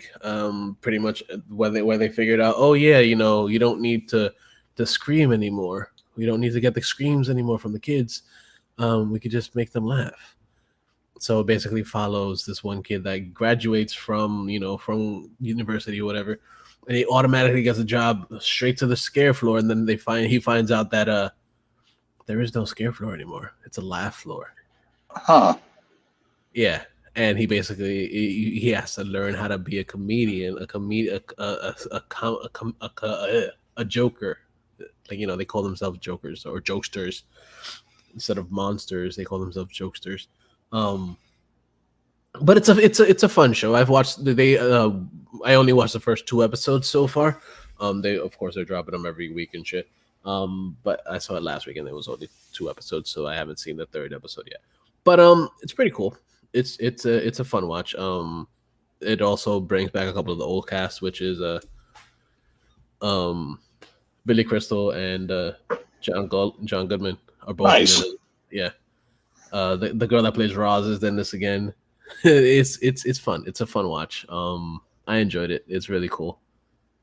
Like I'm excited to see what they're gonna do with the rest of it. Because the kid that actually graduated is the kid from the dude that plays the main one of the main dudes in Superstore.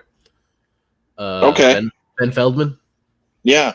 Yeah, he's the one that plays the key character in this show. And Gabriel Iglesias plays one of the people that works with him. Nice. Yeah, it's pretty fun. It's a fun watch. Oh yeah. I'm sorry. That's another thing we were watching. Superstore. She watched it all the way through. I'm finally watching it. We're like on season 2. It's hilarious. Yeah, it's a fantastic fucking show. I'm so sad it ended. Yeah, me too. I can see why. No, I mean it had like it ended last year or this year. This year, right? Beginning this year. Yep. Yeah, sad, dude. Sad. But it's a really good show. Yeah, very sad. But another thing that I watched this week, something that like I saw a lot of shit online about. Because of course, you know, the main thing is that the writer and the creator of the show is one of those dudes that had huge controversies, you know, controversy being an asshole to people. And I'm talking about The Nevers, that was created and produced and directed by some of the episodes were directed by Joss Whedon. Okay. The show in the beginning was really fucking fun. I enjoyed most of the show. It's like a good 6-7 episodes. And then when it came to the last episode, I was like, why would you do this to the show? Like they did a whole twist and they explained as to why things were the way that they were. And it's they made it into a whole timey-wimey thing that didn't really need to be a timey-wimey thing. What happens basically in there is basically that everybody that there are people on this earth that have specific powers that other people don't. And the reason that they have it is because an alien spaceship flies over Earth and is basically spreading shit all over the Earth, and it only hits certain people. Okay. So certain people are basically outcasts in a way. And what happens is that this one girl's like, yo, like, I'm going to take care of these people. I'm going to have these people, we're going to have these outcasts come and they're going to chill with me. And we're going to do our thing over here on this side. And then the little things happen here and there. And it's a fun show until you get to the very end. And then you find out that it's a whole time fuck type thing. Yeah. I kind of want to see another season of this, but I'm like, okay, do they need to do another season? I don't really think they do. Like I was telling Renee, like, yo, this is actually a fun show. Like when I was watching the first few episodes, and then I got to the last one, I was like, oh, okay, yeah, not that good. I hate when shows do that. You're like, oh, this is so badass, and it's like, oh, womp womp. Yeah, because there's a lot of good moments in the show because like you're going through it and like a lot of the female characters are actually, you know, the lead characters or whatever, and they're badasses, and then I'm like, okay, I like where this is going, and then they're like, oh yeah, there's a twist with a crazy person, and then it's just like, oh, what the fuck is going on? And they kind of explain it, and then they go even further and explain even more. I'm like, oh, why would you do this to me? Like, it's kind of sad. It's kind of sad. It's if you want to watch the first few episodes, and you see the fun in it. It's one of those things one of those shows that has like, oh yeah, this is, you know, the villain of the week, but ties into a bigger story at the same time as well. It's like, oh, okay, I get it. It's fine. Yeah. It's not a bad show. It is enjoyable, but it's not like the best show that it's ever been made. It's not like Watchmen. It's on HBO, but it's not like Watchmen. I mostly started watching it because Nick Frost is in it, and I was like, oh, this is gonna be fucking dope because Nick Frost he's awesome. Yeah, he does a lot of good shit. And then seeing this one, I was like, okay, he's in a few episodes. His character is a badass character. But like, there's a lot of shit in the episode. It's like, oh, I guess this happened. Yeah, and that was that. It was okay. That's kind of why we stuck with Sick Note, because Nick Frost. Right. Yeah. Because the show was dumb as shit, and they're like, oh, why am I still watching this? Oh, but Nick Frost.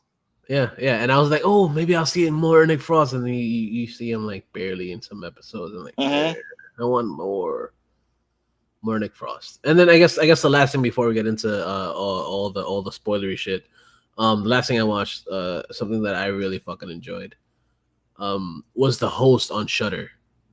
Yeah, that's a really good one, dude. It's an hour long. It's an hour long movie that was filmed in quarantine or released in quarantine. I don't know if it was actually filmed in quarantine or how the fuck they did it. But basically it takes place on a Zoom call, kind of like how we are right now. Okay. On StreamYard, which was where we record on. And they basically they try to have a seance because they were like, oh yeah, fuck it, we're bored. Let's try to do something different, something weird, something that we've tried it before, but we never really experienced anything that came out of it. Nothing came out of it. And then they had this one lady. She's like, let's do this. You know, we aren't close together. Usually in seances we hold hands and do this stuff. But we're just gonna do it over here, and then we just have to imagine things. We have to imagine things like that, But you know, don't joke around about shit because things can, you know, get really tricky. And one girl's like, I'm just gonna joke around, and she makes a joke like, oh yeah, you know, I've heard something over here, and you know, because I'm like, I don't give a fuck about this, I'm joking. And then the lady drops off the call, and then all shit goes crazy. Yeah, it's like what 80 minutes or something. It's 45 minutes. It's the amount of what a Zoom call is. Like a Zoom call regular, paying for it. It's like on like an hour, I think. So yeah, like it's really good. I saw it when it came out when I first got Shudder because it was like everyone was talking about it.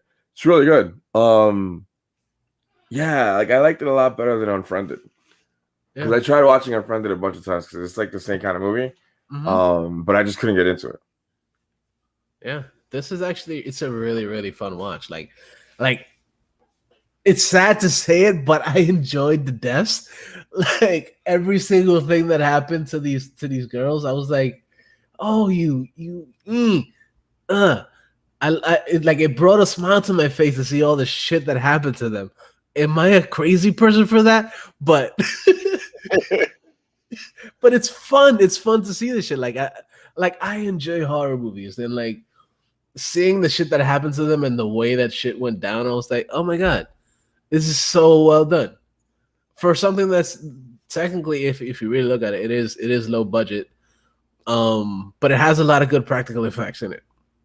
Okay, nothing like oh yeah, you know, you get to see ghosts and shit, but there are scenes. There's one scene that, you know, a chair goes across the fucking room. How the fuck did they do that? Of course they could have just pulled it with a string and shit. But you know, you can't really see it. You can't really notice it. And it's all on a Zoom call, so you can't really be like, oh yeah, this is what happens, you know, whatever. Is Shudder worth it? Yeah, Shudder's worth it. If you want to see horror shit, there's a lot of obscure horror shit on there. Nice. It's definitely worth it. Mute button. Totally worth it. I got it for I think it was like $6 or $7 a month.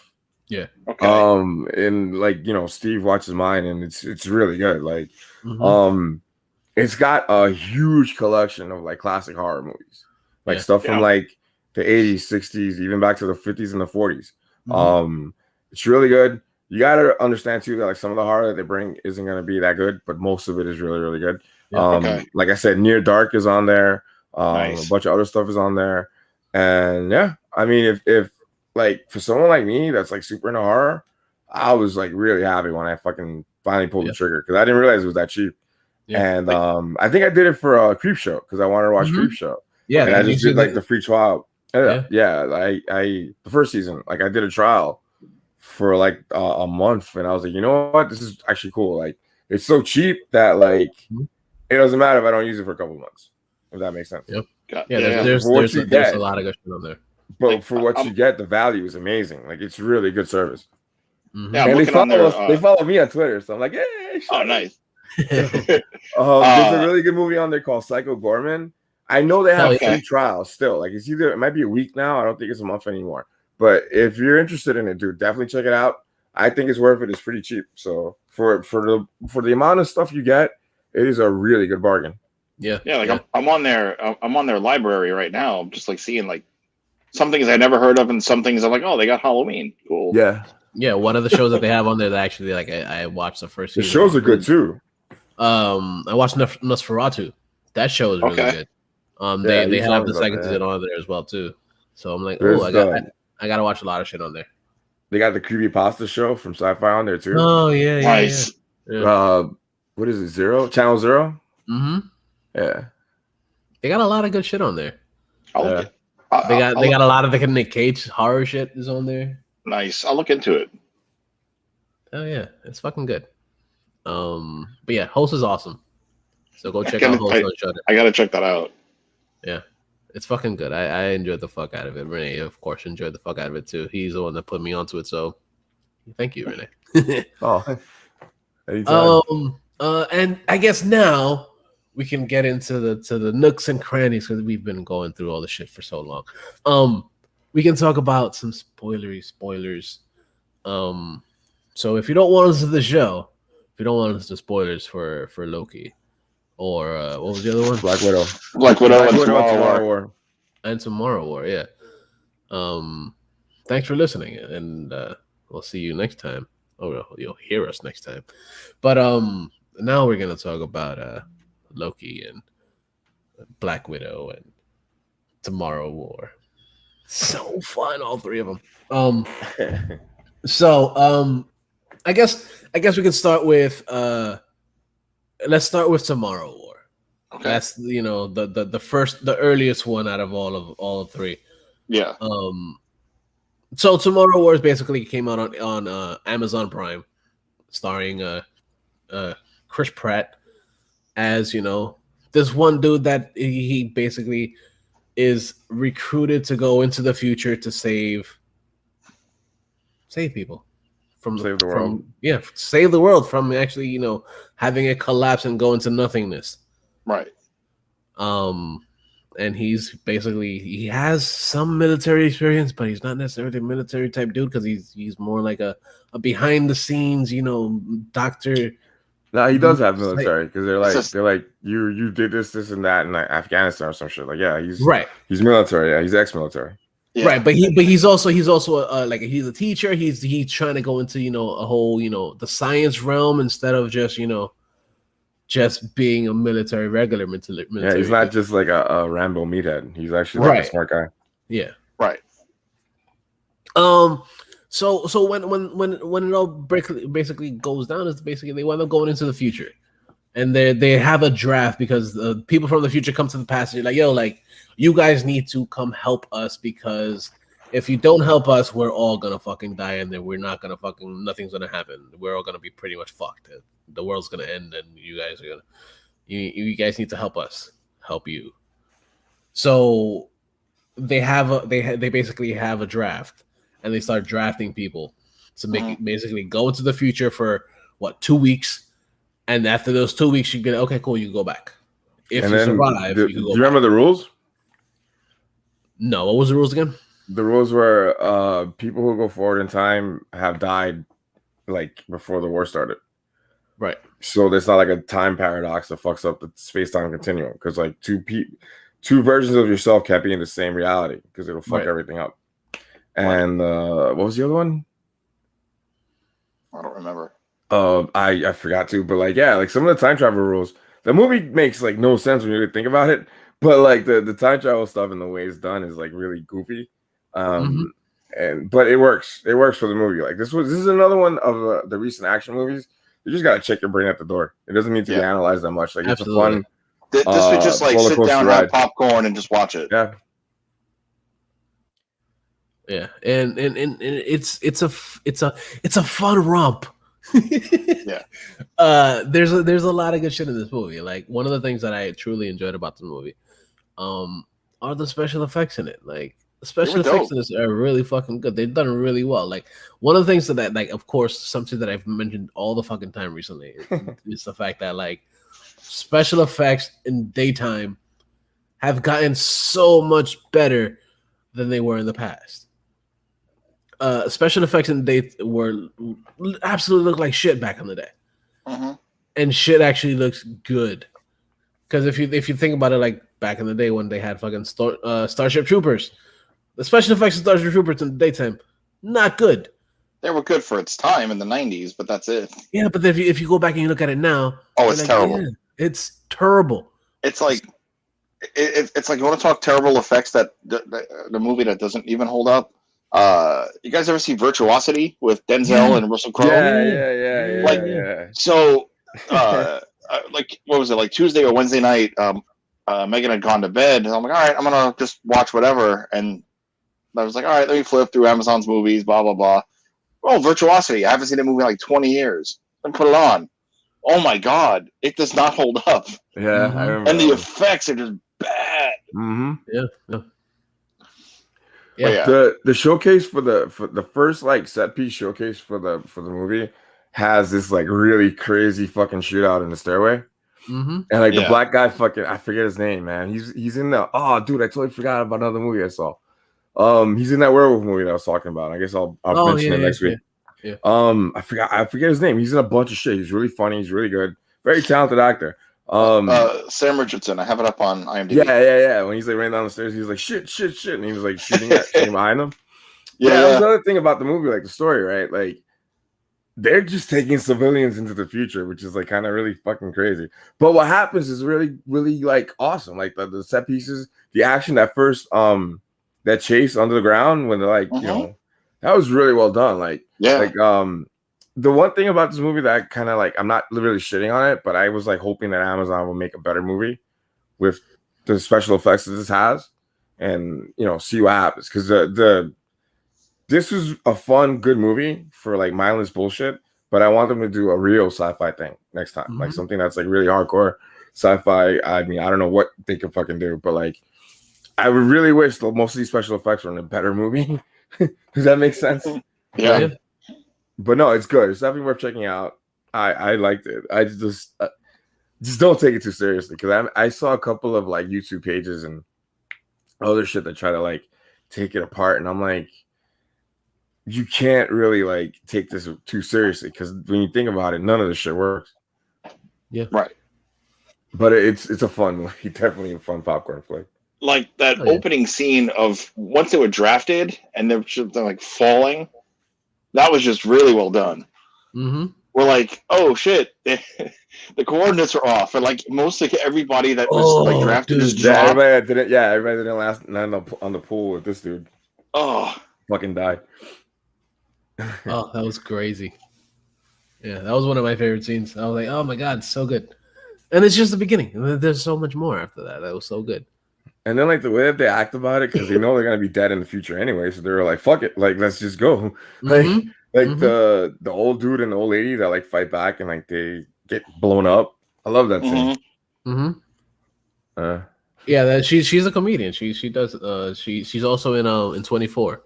Yeah. Oh, okay. Yeah. Yeah, I forget her name, but yeah, she's actually really good. Especially since the funny shit is like she didn't really have many things to say throughout the episode. Like you just see her like whispering things throughout the entire thing, and then you're like, okay, yeah, I guess she's like, oh, she's real shy about shit, so she doesn't want to do anything. And then you see her character evolve and to actually do something better than just sitting on the side. I like when the fat dude with the beard was like, they're like the drill sergeant's like, we're not going to do any push-ups or anything, like kind of working out. And he's like, oh man, I was looking forward to those. Yeah, there's a lot of fun shit throughout the entire movie. I was like, okay, I like it. I like what they do here. Then they kind of got a little too serious towards the end. I was like, okay, Yeah. I get it. Well, this was supposed to be a theatrical release before the pandemic hit. Yeah. And director Chris McKay, you know him. He did the Lego Movie. Oh yeah, that's right.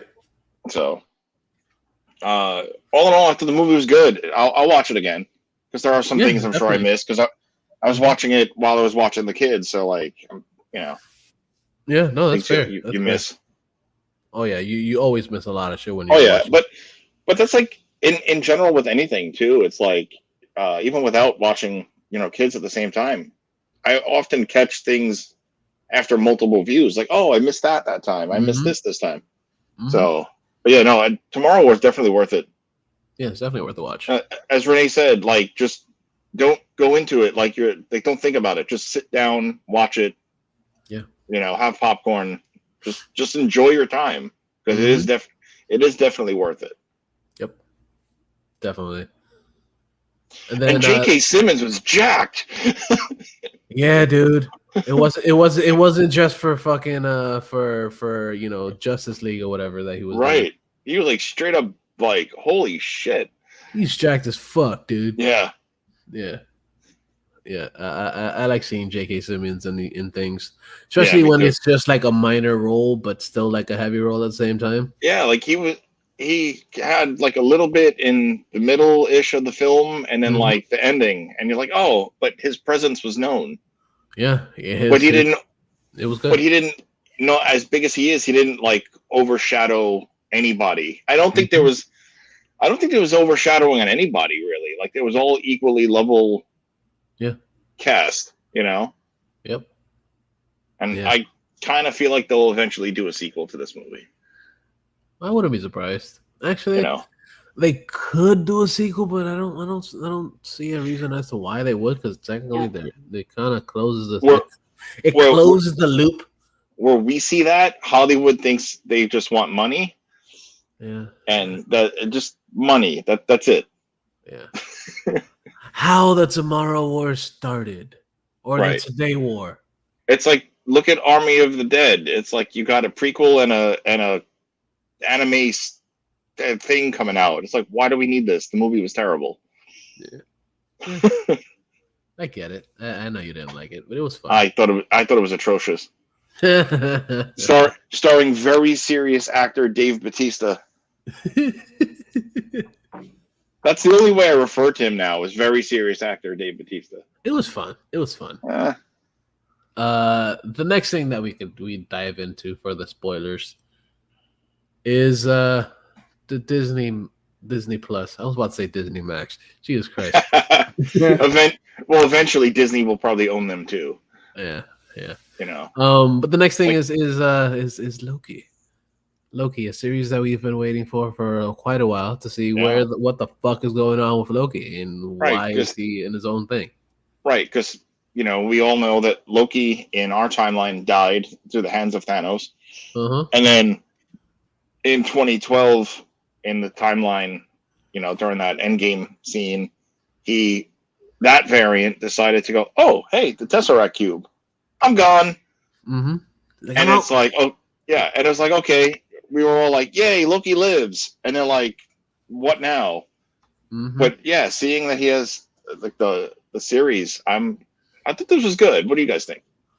I thought it was fantastic. It was a great fucking series. Like, from beginning to end, there was so much good in it. Like, I didn't see anything that was like, oh yeah, why did they do that? But like everything made sense. It made sense, even down to like the retro tech.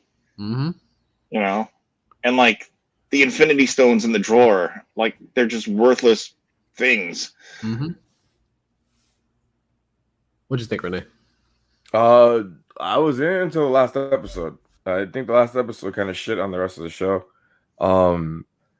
If I had known this was just gonna be a commercial for the next couple of movies, I wouldn't even have bothered. Like, it's just like really, the ending was really dumb, man. Can't get over that last episode between Loki kissing himself because he kissed her, and that's another Loki. That's just fucking gross to me. Like, It literally made me go, ew. Like, I was like, what the fuck? I'm like, fucking Mobius even says it in like the episode after she could, like, wait, the third episode was it? Yeah. She pops up in the second one, right? Or the first one? Second she pops up in the second. They show her in the second one. Yeah, all right. So in the third one, when Loki gets caught again, or the fourth one, Mobius is like, wow, you're falling for her. How could you be that narcissistic? Fucking duh. The own character said it. And I'm like, oh my God, it's so fucking dumb. I really liked it until that last fucking episode, man. If it had just ended off on whatever episode it was, number 5, right? Yeah. I would have been happy. Seriously. Okay. If it just would have ended off like that and then bring whatever happens next, the Kang stuff into a movie. But no, we got a stupid version of Kang. Who I understand is a variant, but like the way they fucking shoehorned him in just didn't work for me. Like it really didn't. Like I love the actor, but I think he's just, I don't know what the fuck they're trying to do with this shit. Like it was just a really weird tonal shift in that entire episode. And I was like, wow, like all that momentum, all that greatness for this pile of shit that it ended on. I was like, what the fuck? So dumb. And I'm like, the whole he who stayed behind instead of saying Kang, just say fucking Kang. I'm like, dude, I don't like getting my cock pulled for no reason. And that's what this fucking show did. It's a fucking cock tease. Disney's doing this shit again. Because every episode was a fucking cliffhanger. That is fucking annoying as fuck too. Like I hate that shit. I think it's lazy storytelling. Cause it's like you're making us fucking wait. And I'm like, nah, just tell me the fucking story, man. I'm an adult. Like, just give me the story and I'll enjoy it and I'll take what I can from it. But no, they had to fucking get all stupid at the end. I thought the last episode was rushed and really stupid. I think it might have needed another episode to kind of explain the whole Kang thing and He Who Shall Remains. And like I said, I love the actor. I think he's great. Yeah. I'm not saying nothing against his acting ability, but I just don't think he's a good fit for Kang. The way he was portrayed here. He's portrayed as somebody who was at the end of time and was completely insane. I get it. But it was just like too cutesy for me. I can't even explain it. Like, just let the bad taste in my mouth. Like it was like too Wizard of Oz. That's exactly it. Thank you. Very well put. That's exactly it. It was like, Diet Wizard of Oz. I was like, what the fuck? Like, it was so fucking dumb, dude. Like, I was really, and I was shocked that people liked it as much as they did. Because I'm telling you, like, that as soon as they fucking made out, I was like, what the fuck am I watching? Like, this is some creepy shit. That, like, it's like fan fiction. I'm like, nah, get the fuck out of here. Like, yeah, man. I was like so disappointed in the last episode, man. Other than that, I love the show. Like, I'm gonna pretend the last episode didn't happen and just ended at 5 because it was a great show. It was a great run into the last episode, dude. And I was just like, what the fuck is this? Owen Wilson was really good. Yeah, he's great. Everybody in it was fucking great. Like, but I'm just so fucking pissed off that it ended on a fucking cliffhanger. The show is basically a commercial for the next phase movies. Fuck that. If they do that shit again with Secret Wars, I'm gonna flip the fuck out on somebody at Disney. Nah, I'm kidding, but like I hate that shit. I'm like, yo, like stop wasting my fucking time. Don't pull my cock if you're not gonna do anything. Yeah. Like stop wasting my fucking time. I was just like, and again, like I'm ranting because like I'm being stupid, but like at the same time, like as like critiquing it for real. Every single flaw of the show kind of came popping up in the last episode. I was like, what the fuck? My thing about it that they kind of like didn't really go into is what happened at the end that they forget who Loki is. And then where the fuck has Kang been other than at the end of time? Because you know what I mean? Like if you went back in time to do things and he's been like doing all this stuff behind the scenes, it's just too fucking convenient, like there's way too many variables. There's way too many dimensions. They go against the logic of their own show at the end of the episode because this guy just keeps talking about jumping back and forth in time. But I'm like, aren't you the one that's supposed to stop this bullshit? Like, it just made no sense to me. I was like, ugh. And like Kang in the comics, he has the same kind of problem. So I'm hoping that people that are doing the MCU stuff can like straighten that out. Because if you Google him to like look up his origin, that shit's like 50 pages long. Because like it's insane. Yeah, because he's what they did was in the comics, and I'm guessing they're fucking doing it now. They made Kang into like this time traveling MacGuffin because they used him as an excuse to like do stories in ancient Egypt. They use him as an excuse to make stories in the future with the Avengers. He's always an Avengers or Fantastic Four foe. So it's like back and forth. And it took a really long time for the comics to fucking figure out what they want to do with the character. And now we get the character on a TV show, which is great. But who knows how they're going to fuck this up. Like I'm really curious now to see what happens next. I really hope that we get a Kang in a helmet and a fucking mask and no fucking... Apple eating motherfucker. I'm like, I want to see it conquer. I want to fucking be like, you know. Like, he's gonna show up in Quantumania, the third Ant-Man film. No, yeah, I know. He's yeah, like I was just so disappointed in the last fucking episode, dude. I was like offended. What could be? I'm kidding. What could be interesting is that, you know, if you go into the whole, you know, Kang lore or whatever, you also know that you find out that he is also a descendant of Reed Richards. So it could be sort of, because like they like someone said it's part of like one reality and another reality. Because his full name's supposed to be Nathaniel Nathan Richards. Right. Yeah.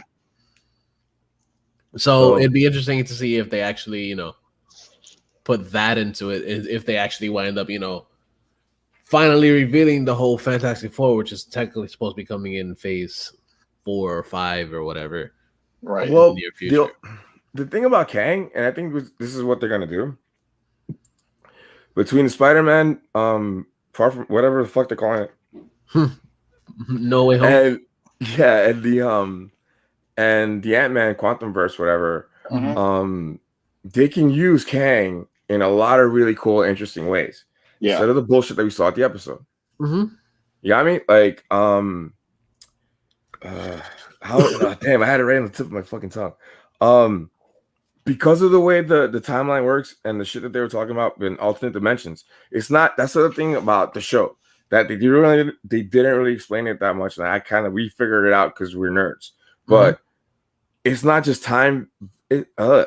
When the time changes and the timeline changes, you're changing reality. So every time you do that, there's another reality. So that means where there was a reality with the old Loki, there can be a reality where the X-Men are. There could be a reality where the Fantastic Four are, and it could be a reality where someone else is.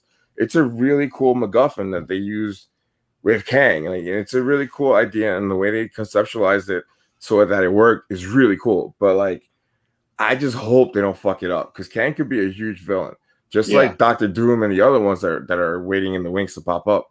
Yes. Like I said, man, I want to see battle suit, laser pistol, fucking Kang. I want to see the Conqueror, not some fucking crazy guy who looks like he's stoned. Like, so dumb. Yeah, I thought it was fun. I enjoyed it. I enjoyed the fuck out of it. Like, it was interesting. Like, I like to see that they kind of tease us with a cutesy version of a bad guy. Yes, like he's a bad guy, but he's like, like, we can fix all this. We can make things better if you just kill me and you guys just both, you know, do what you got to do here. Right. And reclaim, basically, take over the TVA, and they make things better. You can make this better, but that's up to you. And he basically gave them that choice, like, like, you know, you can do it, but if it's up to you, I can't call it. You have to call it yourselves. And then that kind of, you know, throws things to a loop. And it made it that much interesting. I enjoyed that. Like, I enjoyed it. Yeah, the kissy part was like unnecessary.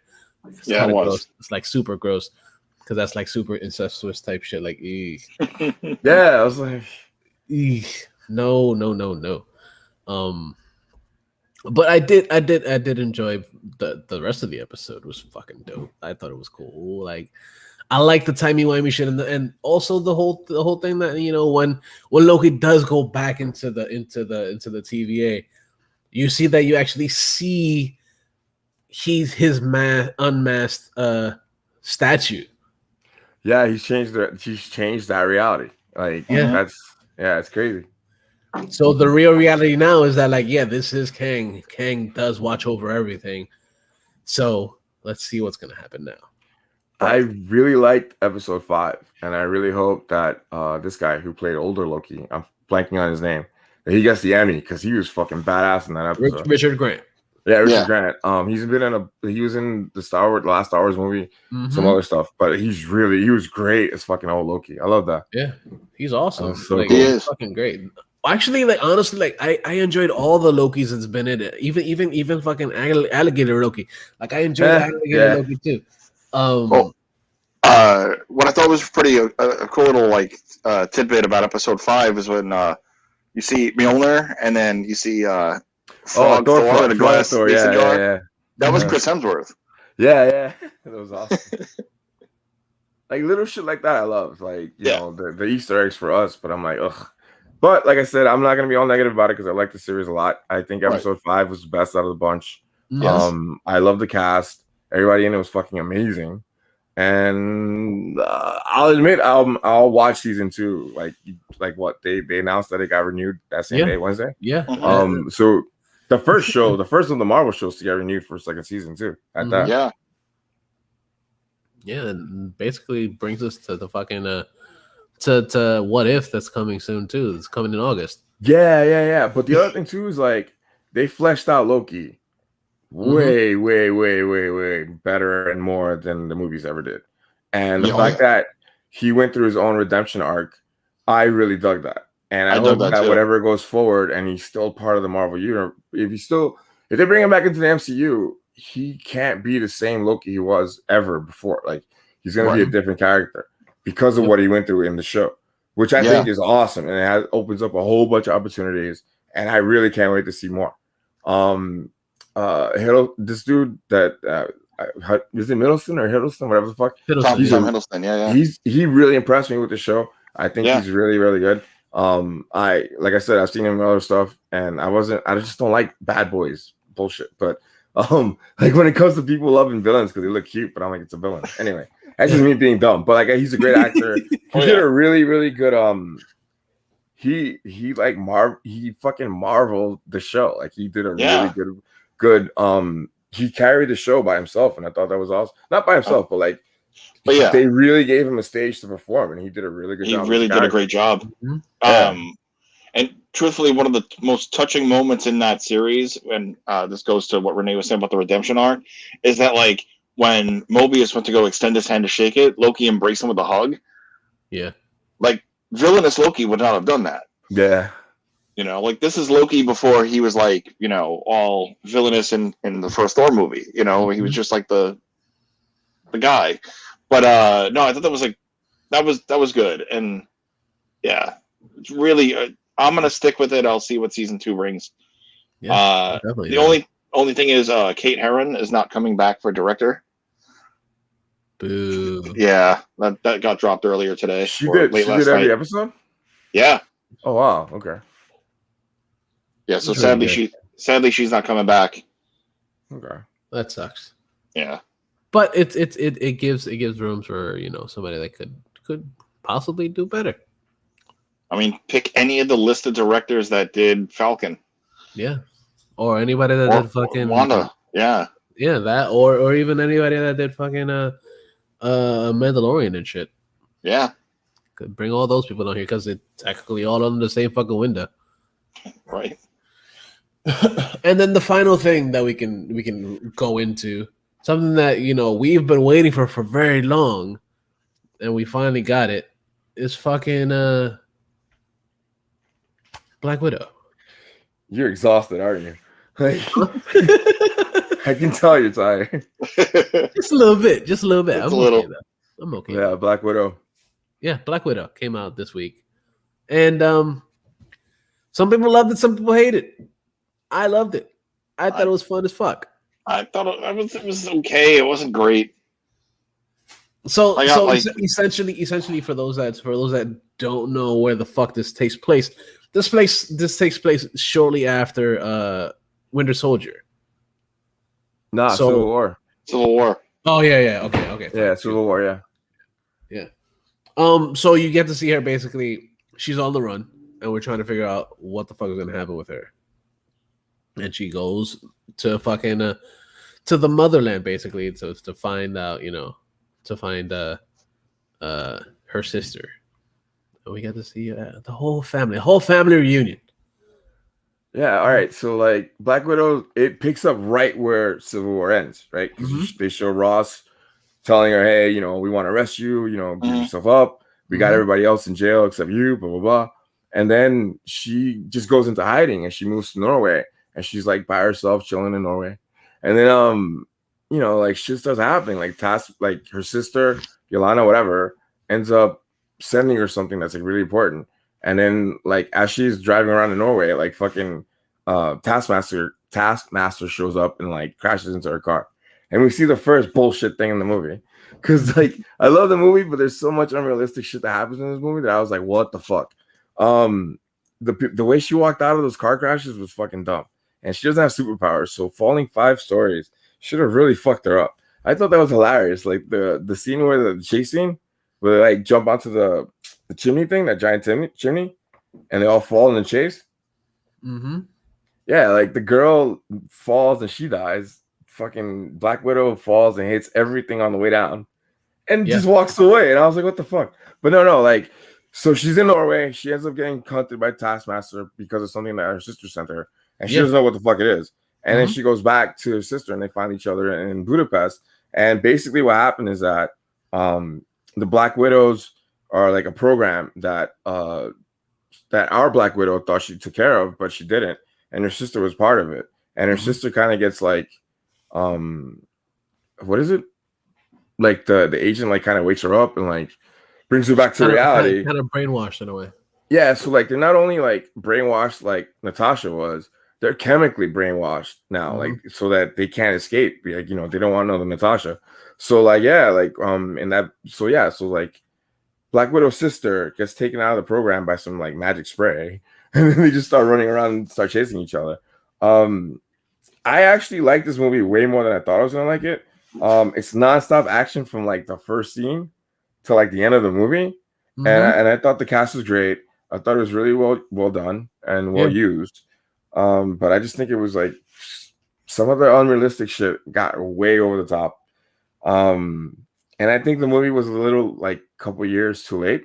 I think they should have like released it like when they were supposed to release it, like instead of fucking waiting for so long. And it's a shame too, because it's like we need more like super heroine movies. Like we need more women out there in these movies. And like the thing about it is like they got to be better movies. They have to be really good movies. This one was good. I think I thought it was good. I know a lot of people didn't like it, but I thought it was good. I enjoyed it. Definitely worth checking out. I thought it was cool. But I remember Brian was like, the Taskmaster thing, like that really pissed me off. Yeah, but like that's like the best way they could have done it. Yeah. They made it work. That's the easiest way to actually explain to people that this is what he does. Or this is what happened to her, whatever. Yeah. It's because if you try to do it straight from the comic books, it makes no sense and it's really dumb. So the way, like, I understood why they did the changes to the character that they did. And I was like you before. I was like, oh, he looks stupid, blah, blah, blah. But then when you actually watch him in action, it works. It really works. So much so that I think he's one of the better villains of the MCU movies. Just being quiet and badass. Like, thought it was really, really, really well done.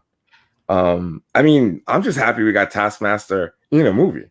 Like, I never in a million years thought we were going to see him in live action. He's been in a bunch of the cartoons. He's been in the comic. He's huge in the comic.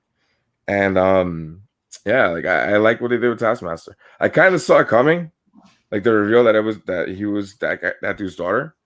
But you know, I still like the movie. I think I liked it, flaws and all, and I thought it was a really cool Marvel movie, MCU movie.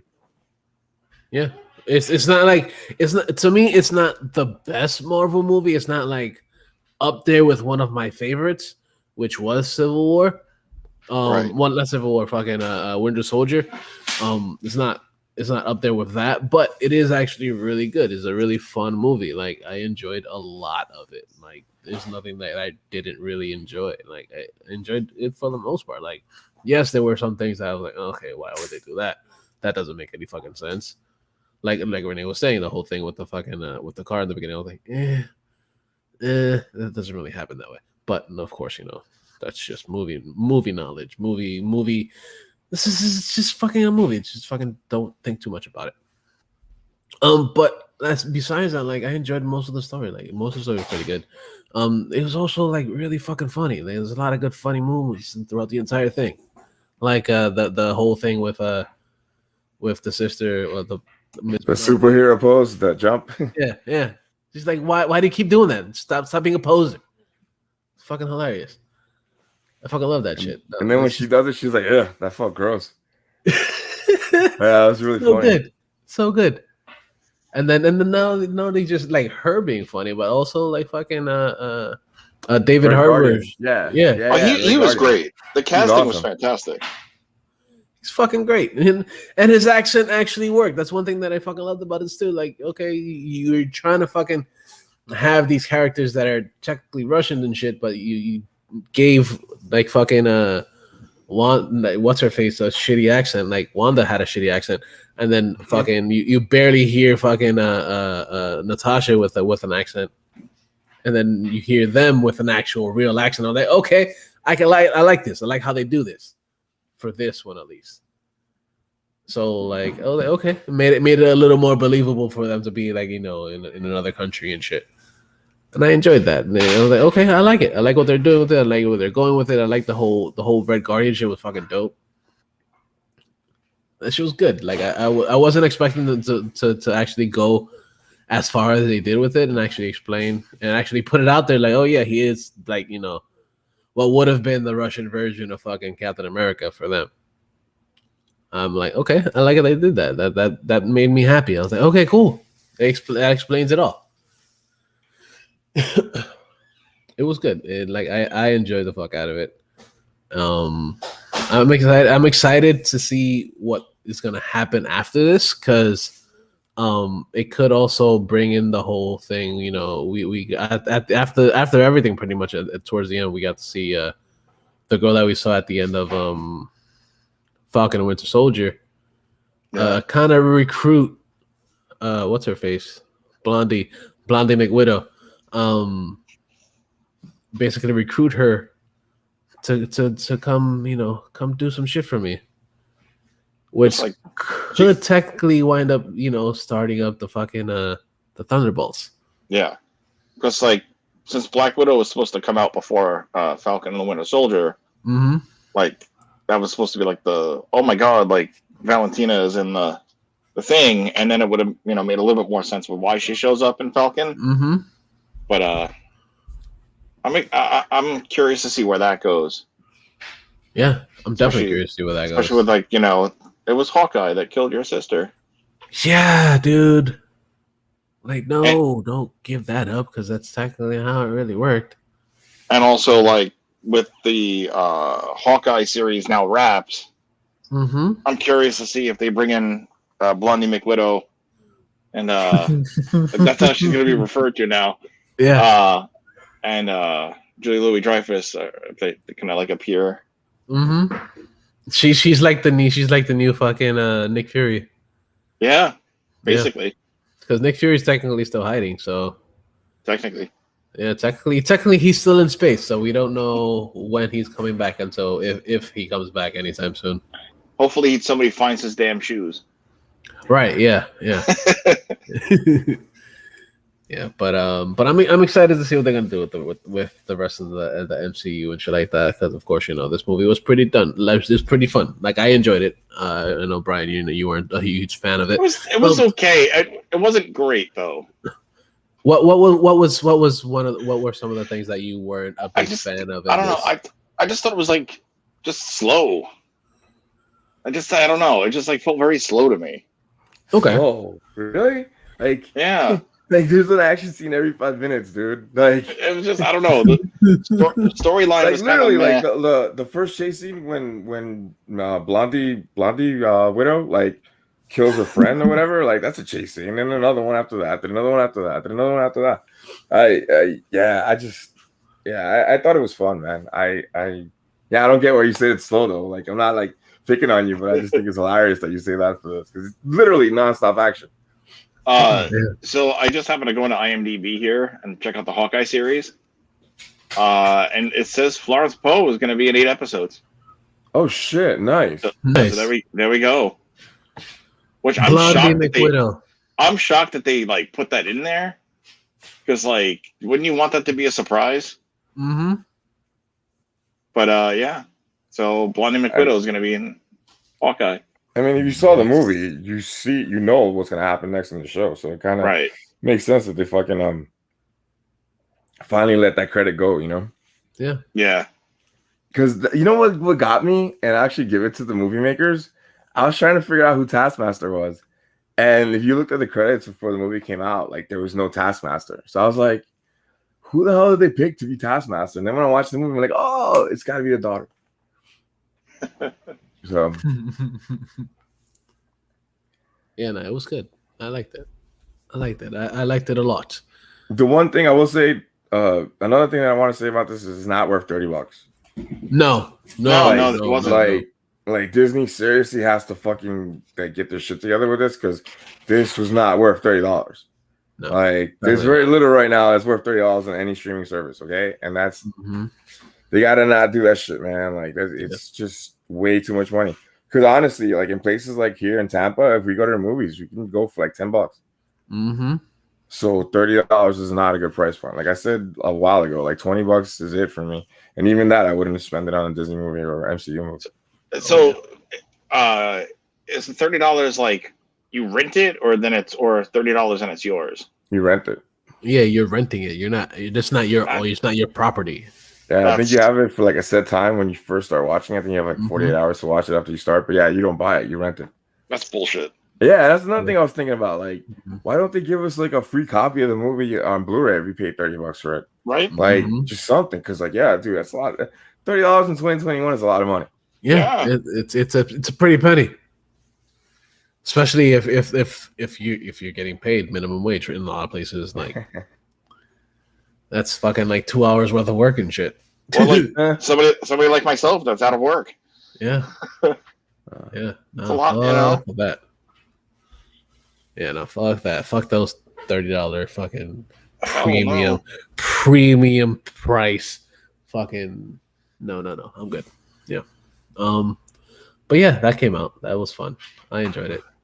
And I guess what's the next thing is What If that's coming out in August. Yeah. So like another month from now. Yeah, and that shit looks fucking cool. It does. You want to hear something really funny and stupid? What's funny and stupid? There was I saw a tweet yesterday where somebody was like, even if I was into the MCU, wouldn't I be exhausted by now of all the shit that's coming out? And in my head, I'm like, I think I retweeted it with like that. Here you go. Here's the dumbest thing you'll hear all day. More content that fans want. And you're complaining about it. I was like, what the fuck? And especially if you're not into Marvel, then you really need to shut the fuck up. Because it's like the DC shows, there are 100 DC shows, DC TV shows on the CW. We're just getting this. We're catching up to the CW. So you fucking DC nerds can fucking shut up. Because it's not the same thing. It's very different. And I think there's some jealousy from the DC fans as how well this shit has been done. Oh, for sure. Because the good stuff, the good series to me right now from DC is Stargirl, Titans, and Doom Patrol. Mm-hmm. And I mean, I know there's other stuff, but and Harley Quinn. Yeah. Like yeah. All the shows that basically came out in the DC universe. Yeah. Right. Which is now all HBO Max. Yeah, but I just thought that was such a dumb fucking like troll thing to say, and I was like, yeah, this is just dumb, dude. Like, just shut up and go somewhere. Like, go play. It's like the CW DC stuff. Like, Flash is getting boring as hell. And like, Arrow's over. I haven't watched Legends in probably about 3 seasons or 4 seasons. Mm-hmm. Black Lightning was good. I don't know why it ended after only 4 seasons. Because they could only have one major black character. That's why. Yeah. That's fucked up. But really, like Lois, Superman and Lois is actually really good. Yeah. Like it's dark and it kind of like strays away from the CW verse. It's really trying to be its own thing. Mm-hmm. But yeah, so like for me, it'd be. I mean, like I told you, I'll get into Doom Patrol, but like Titans and and Superman. Like that's it right now for me, DC wise. Yeah, it's worth it. Like I'm watching Flash, but I'm also like, I'm watching just to see where it goes till it ends. Dude, I watched I watched the first 2 episodes of The Flash this season, and I was like, okay, I can't watch this anymore. Yeah, I remember when you told me that. I was just like shocked. I was like, all right, like I was like, all right, I get it, I get it. But I was really surprised when you said that. Yeah. It got renewed for an 8th season, but like rumor has it that Grant Gustin's contract is up after season 8. Right. So like I feel like that's going to be the end. Plus the movie, right? Isn't the movie going to come out soon? The movie's going to come out soon too, and there's speculation that he's going to appear in the movie as Ezra Miller was on the show in Crisis. Yeah. Technically, after Crisis, I was like, okay, I don't need to watch these CW shows anymore because I got everything that I wanted out of it. Yeah. Like I was like, okay, yeah, you had all the characters there that actually made sense to me, and like, I get it, it makes sense. It was good, it was fun, and then everything after that was like, okay, yeah, it doesn't make any like why do you keep doing this? And then they brought another woman to play Batgirl and the Batwoman, and then they brought back Kat Kane with another person. Yeah. And then the one thing that I'm kind of excited to see because I haven't really watched it, but I want to see how they do Batwing because that's the thing that's on the show now. Yeah. I kind of want to see how. Well, I know how they introduce him, but like, I want to see how he flows as a character. Because I do like him as Lucius Fox's son and shit, and he's pretty good at it. But I kind of want to see what they're gonna do with that as well. So. Am I gonna stick through the entire season to get there? No, I think I might skip a few episodes to get to it. But yeah, I want to see that. I want to see the Batwing stuff. But like I said, there could only be one black superhero in the DC universe. So. Right. Wait a second. I wanna ask you something about Batwoman. So they brought back the character that Ruby Rose played. Yeah. Yeah. Oh my god. And they just said, "Oh, she got plastic surgery or some shit, right?" I don't know. I don't know. Like I said, I've just read up as to they brought her back. Like I saw I saw like the first 4 episodes of the season. I was like, okay, and then I'm like, oh yeah, I'm gonna go back and watch it. And I don't. And then yeah, but I see little minor things here and there online. I'm like, okay, I kind of see where this is going, and then I'm like, okay, I'm gonna get back into it, and I'm like, nah, I don't want to get back into it. Okay, yeah. So it's just on and off. I'm like, okay, we'll see if I eventually watch it sometime soon, or sometime eventually. Anything else you guys want to add to this whole conversation that we've had for the last 2.5 hours? No, I'm good. It was a good talk. It was good.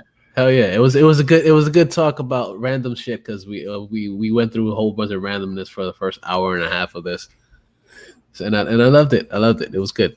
So yeah, so everybody go to Inner City. So now we got a whole bunch of shit. Sometimes go check all that shit out. We got Bright J Presents. We got this shit. We got Comics with the Board, Manga Time, Anime World, the ICGPW Slamcast, Inner City Geeks Turntable. First watch. Technically, the first half of this episode is a bit of a first watch. Something that Renee and I did a while ago. So this is kind of like first watch redo. But yeah, we'll do all that shit. Check all that shit out. It's popping.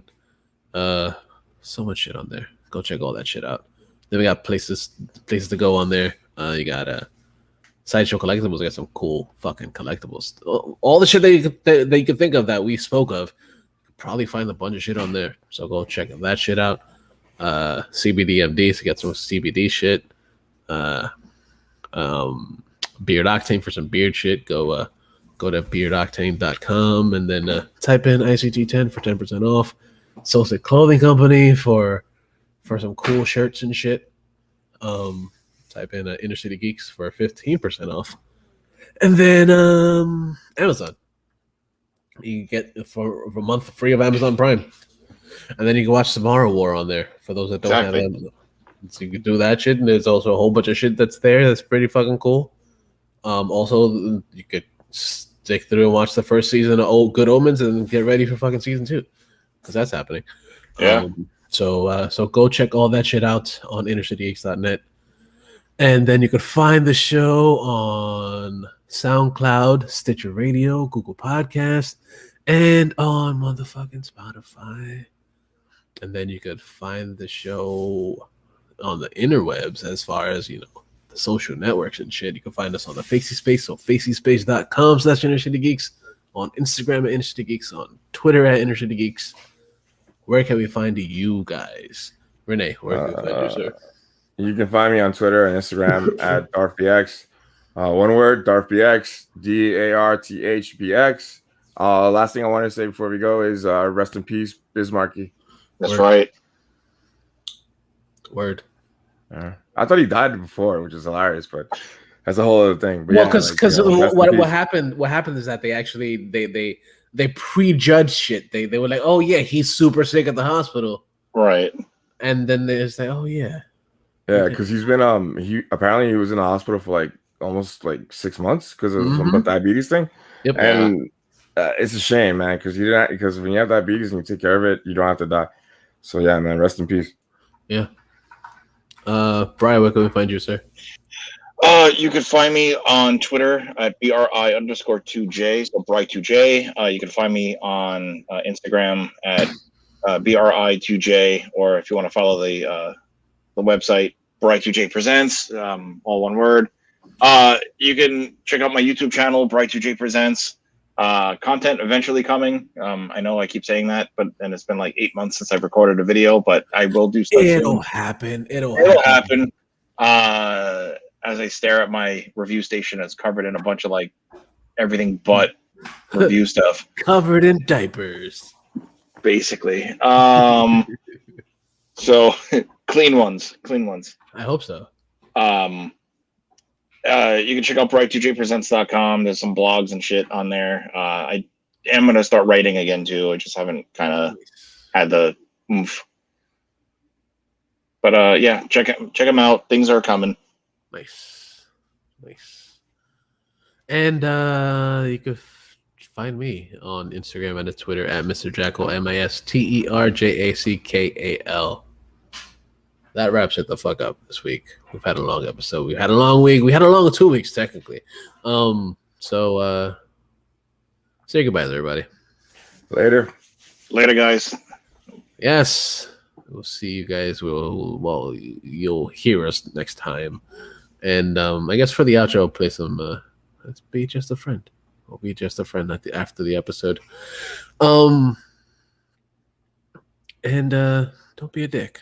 But always remember that the geeks shall inherit the earth.